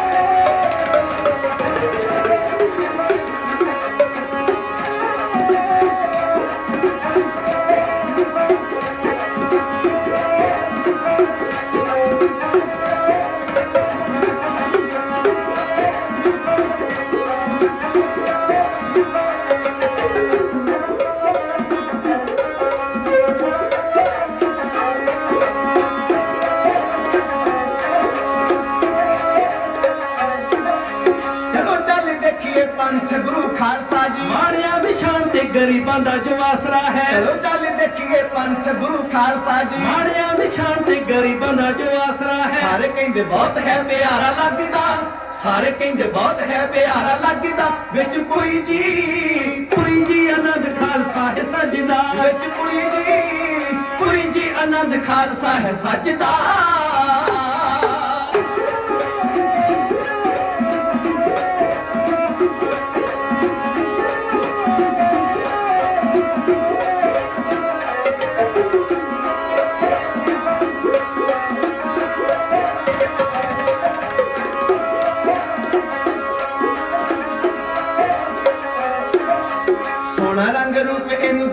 ਕਰਤਾਰ ਜੀ ਪਾਪੀ ਅਪਰਾਧੀਆਂ ਦੇ ਬੇੜੇ ਦੇਵੇ ਤਾਰ ਜੀ। ਸੋਹਣਾ ਰੰਗ ਰੂਪ ਇਹਨੂੰ ਦਿੱਤਾ ਕਰਤਾਰ ਜੀ, ਪਾਪੀ ਅਪਰਾਧੀਆਂ ਦੇ ਬੇੜੇ ਦੇਵੇ ਤਾਰ ਜੀ। ਸੋਹਣਾ ਰੰਗ ਰੂਪ ਇਹਨੂੰ ਦਿੱਤਾ ਕਰਤਾਰ ਜੀ, ਪਾਪੀ ਅਪਰਾਧੀਆਂ ਦੇ ਬੇੜੇ ਦੇਵੇ ਤਾਰ ਜੀ। ਸੋਹਣਾ ਰੰਗ ਰੂਪ ਇਹਨੂੰ ਦਿੱਤਾ ਕਰਤਾਰ ਜੀ, ਪਾਪੀ ਅਪਰਾਧੀਆਂ ਦੇ ਬੇੜੇ ਦੇਵੇ ਤਾਰ ਜੀ। ਸੋਹਣਾ ਬਹੁਤਾ ਰੂਪ ਇਹਦਾ ਅੱਖ ਦੀ ਲੁਕਾਈ ਸਾਰੀ,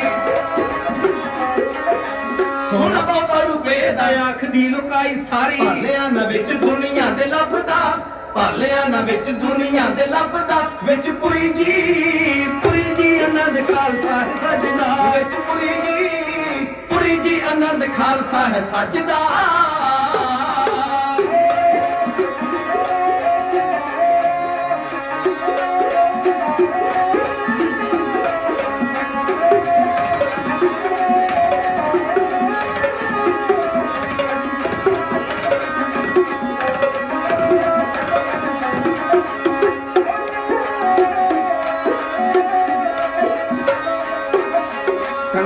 ਸ਼ਹਿਰਾ ਕਿਹੜਾ ਸੋਹਣੀਆਂ ਨਿਸ਼ਾਨੀਆਂ, ਗੁਜਰੀ ਤੇ ਲਾਲ ਦੀਆਂ ਇਹ ਮਿਹਰਬਾਨੀਆਂ। ਕੰਗਾ ਤੇ ਕਸ਼ਹਿਰਾ ਕਿਹੜਾ ਸੋਹਣੀਆਂ ਨਿਸ਼ਾਨੀਆਂ, ਗੁਜਰੀ ਤੇ ਲਾਲ ਦੀਆਂ ਇਹ ਮਿਹਰਬਾਨੀਆਂ ਕੰਗਾ ਤੇ ਕਸ਼ਹਿਰਾ ਘੜਾ ਸੋਹਣੀਆਂ ਨਿਸ਼ਾਨੀਆਂ ਗੁਜਰੀ ਤੇ ਲਾਲ ਦੀਆਂ ਇਹ ਮਿਹਰਬਾਨੀਆਂ ਕੰਗਾ ਤੇ ਕਸ਼ਹਿਰਾ ਕੜਾ ਸੋਹਣੀਆਂ ਨਿਸ਼ਾਨੀਆਂ ਗੁਜਰੀ ਤੇ ਲਾਲ ਦੀਆਂ ਇਹਨ ਮਿਹਰਬਾਨੀਆਂ ਰਾਜ ਬਾਗ ਤਾਜ ਸਰਦਾਰੀ ਦਿੱਤੀ ਖਾਲਸੇ ਨੂੰ ਰਾਜ ਬਾਗ ਤਾਜ ਸਰਦਾਰੀ ਦਿੱਤੀ ਖਾਲਸੇ ਨੂੰ ਤਾਈਓ ਇਹਨੂੰ ਕਹਿੰਦੇ ਸਰਦਾਰ ਜੱਗ ਦਾ ਤਾਈਓ ਇਹਨੂੰ ਕਹਿੰਦੇ ਸਰਦਾਰ ਜੱਗ ਦਾ ਵਿੱਚ ਪੁਰੀ ਜੀ ਆਨੰਦ ਖਾਲਸਾ ਹੈ ਸਜਦਾ ਵਿੱਚ ਪੁਰੀ ਜੀ ਆਨੰਦ ਖਾਲਸਾ ਹੈ ਸਜਦਾ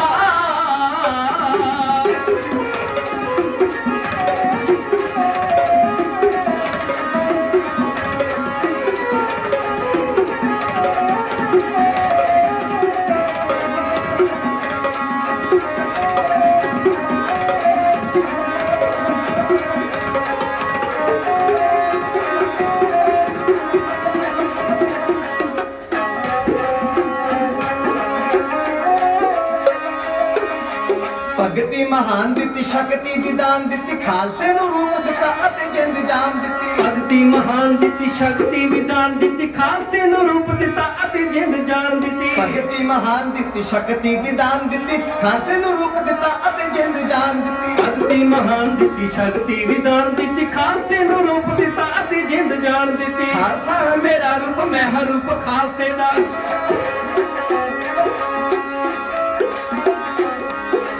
ਖਾਲਸਾ ਹੈ ਮੇਰਾ ਰੂਪ ਮੈਂ ਹਾਂ ਰੂਪ ਖਾਲਸੇ ਦਾ ਖਾਲਸਾ ਹੈ ਮੇਰਾ ਰੂਪ ਮੈਂ ਹਾਂ ਰੂਪ ਖਾਲਸੇ ਦਾ ਢਾਡੀ ਜੱਥਾ ਵੇਖੋ ਉਹਦੀ ਧੂੜ ਮੰਗਦਾ ਢਾਡੀ ਜੱਥਾ ਵੇਖੋ ਉਹਦੀ ਧੂੜ ਮੰਗਦਾ ਵਿੱਚ ਪੁਰੀ ਜੀ ਆਨੰਦ ਖਾਲਸਾ ਹੈ ਸਜਦਾ ਵਿੱਚ ਪੁਰੀ ਜੀ ਆਨੰਦ ਖਾਲਸਾ ਹੈ ਸਜਦਾ ਵਿੱਚ ਪੁਰੀ ਜੀ ਆਨੰਦ ਖਾਲਸਾ ਹੈ ਸਜਦਾ ਕੇਸਗੜ੍ਹ ਦੇ ਟਿੱਲਿਓਂ ਯੋਗ ਲੈ ਕੇ ਅਸੀਂ ਯੋਗ ਕਮਾਵਣਾ ਸਿੱਖ ਆਏ ਕਲਗੀਆਂ ਵਾਲੇ ਪਾਤਸ਼ਾਹ ਨੇ ਮਹਾਨ ਬਖਸ਼ਿਸ਼ਾਂ ਅਨੰਦਪੁਰ ਸਾਹਿਬ ਜੀ ਦੀ ਪਾਵਨ ਧਰਤੀ ਤੇ ਕੀਤੀਆਂ ਕਲਗੀਆਂ ਵਾਲੇ ਪਾਤਸ਼ਾਹ ਮਹਾਰਾਜ ਨੇ ਅੰਮ੍ਰਿਤ ਦੀ ਦਾਤ ਬਖਸ਼ਿਸ਼ ਕਰਕੇ ਪੰਜ ਬਾਣੀਆਂ ਦਾ ਸਿਧਾਂਤ ਪੰਜ ਕਕਾਰ ਬਖਸ਼ਿਸ਼ ਕੀਤੇ ਪੰਜ ਪਿਆਰੇ ਉਹਨਾਂ ਤੋਂ ਬਾਅਦ ਜਿਨ੍ਹਾਂ ਪੰਜਾਂ ਨੇ ਅੰਮ੍ਰਿਤ ਪਾਨ ਕੀਤਾ ਉਹਨਾਂ ਨੂੰ ਪੰਜ ਮੁਕਤਿਆਂ ਦਾ ਦਰਜਾ ਫਿਰ ਹਜ਼ਾਰਾਂ ਸੰਗਤਾਂ ਨੇ ਕਈ ਦਿਨ ਅੰਮ੍ਰਿਤ ਸੰਚਾਰ ਹੁੰਦਾ ਹੈ ਫਿਰ ਹਜ਼ਾਰਾਂ ਸੰਗਤਾਂ ਨੇ ਅੰਮ੍ਰਿਤ ਪਾਨ ਕੀਤਾ ਪੰਡਿਤ ਕਿਰਪਾ ਰਾਮ ਜਿਨ੍ਹਾਂ ਨੇ ਕਦੇ ਨੌਵੇਂ ਪਾਤਸ਼ਾਹ ਨੂੰ ਆ ਕੇ ਬੇਨਤੀ ਕੀਤੀ ਸੀ ਮਹਾਰਾਜ ਸਾਡਾ ਧਰਮ ਬਚਾਓ ਉਸ ਪੰਡਿਤ ਕਿਰਪਾ ਰਾਮ ਨੇ ਵੀ ਅੰਮ੍ਰਿਤ ਪਾਨ ਕੀਤਾ ਕਿਰਪਾ ਸਿੰਘ ਬਣੇ ਉਹਨਾਂ ਨੇ ਚਮਕੌਰ ਦੇ ਮੈਦਾਨ ਵਿੱਚ ਸ਼ਹੀਦੀ ਦਿੱਤੀ ਜਿਹੜੇ ਪੰਜੋਖੜੇ ਦਾ ਰਹਿਣ ਵਾਲਾ ਪੰਡਿਤ ਲਾਲ ਚੰਦ ਸੀ ਉਹਨੇ ਵੀ ਅੰਮ੍ਰਿਤ ਪਾਨ ਕੀਤਾ ਤੇ ਭਾਈ ਲਾਲ ਸਿੰਘ ਬਣਿਆ ਉਹਨਾਂ ਨੇ ਵੀ ਚਮਕੌਰ ਦੇ ਮੈਦਾਨ ਵਿੱਚ ਸ਼ਹਾਦਤਾਂ ਦਾ ਜਾਮ ਪ੍ਰਾਪਤ ਕੀਤਾ ਜਿਹੜੇ ਤਿੰਨ ਪਿਆਰੇ ਸਨ ਉਹ ਵੀ ਚਮਕੌਰ ਦੇ ਮੈਦਾਨ ਵਿੱਚ ਜਿਹੜੇ ਨੇ ਉਹ ਸ਼ਹੀਦ ਹੁੰਦੇ ਨੇ ਗਰੀਬ ਨਵਾਜ ਪਾਤਸ਼ਾਹ ਜੀ ਦੇ ਹੁਕਮ ਦੇ ਸਦਕਾ ਭਾਈ ਹਿੰਮਤ ਸਿੰਘ ਭਾਈ ਮੋਹਕਮ ਸਿੰਘ ਅਤੇ ਭਾਈ ਧਰਮ ਸਿੰਘ ਆਦਿ ਕੇ ਜਿਹੜੇ ਤਿੰਨ ਸਿੰਘ ਨੇ ਭਾਈ ਦਇਆ ਸਿੰਘ ਭਾਈ ਧਰਮ ਸਿੰਘ ਕਲਗੀਆਂ ਵਾਲੇ ਪਾਤਸ਼ਾਹ ਜੀ ਦੇ ਨਾਲ ਸੇਵਾ ਨਿਭਾਉਂਦੇ ਨੇ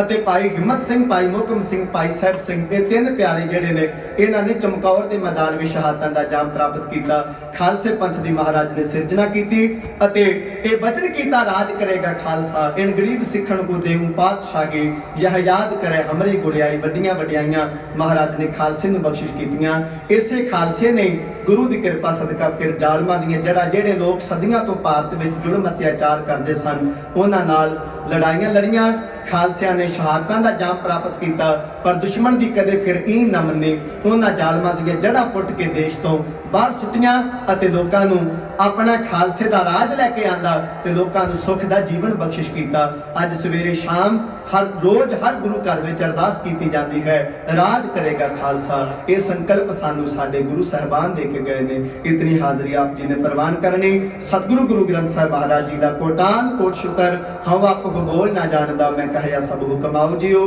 ਗੁਰੂ ਘਰ ਦੇ ਪ੍ਰਬੰਧਕ ਵੀਰਾਂ ਦਾ ਧੰਨਵਾਦ ਅਤੇ ਸਮੁੱਚੇ ਨਗਰ ਕੀਰਤਨ ਦੇ ਜਿਤਨੇ ਵੀ ਦਮਦਮੀ ਟਕਸਾਲ ਲੁੱਟਣ ਦੇ ਜਿਤਨੇ ਵੀ ਸਿੰਘ ਨੇ ਆਪ ਜੀ ਜਿਤਨੇ ਵੀ ਨੌਜਵਾਨ ਵੀਰ ਅਤੇ ਜਿੰਨੀਆਂ ਆਪ ਜੀ ਸੰਗਤਾਂ ਜਿਨ੍ਹਾਂ ਨੇ ਇਹਨਾਂ ਗੁਰਮੁਖਾਂ ਪਿਆਰਿਆਂ ਪ੍ਰਬੰਧਕ ਵੀਰਾਂ ਦਾ सहयोग करके महान नगर कीर्तन कीते, महान गुरमत समागम कीते। आप जी सारियां संगतां दा ते प्रबंधक वीरां दा बहुत बहुत धन्नवाद। सतगुरु चढ़दी कला दीआं दातां, एकता इतफाक दीआं दातां बख्शिश करन। इसे तरह खालसाई जाहो जलाल झलकदे रहन, संगत विच एकता इतफाक प्यार बनिया रहे ते गुरु घरां विच जुड़ के आप जी महान गुरपुरब मनाउंदे रहो। सारियां संगतां दा धन्नवाद। गुरु घर दे वजीर साहबानां दा बहुत बहुत धन्नवाद। बेअंत होईयां भुल्लां चुकां दी खिमा फतेह बुलाओ। गज के आखो जी वाहिगुरू जी का खालसा, वाहिगुरू जी की फतेह।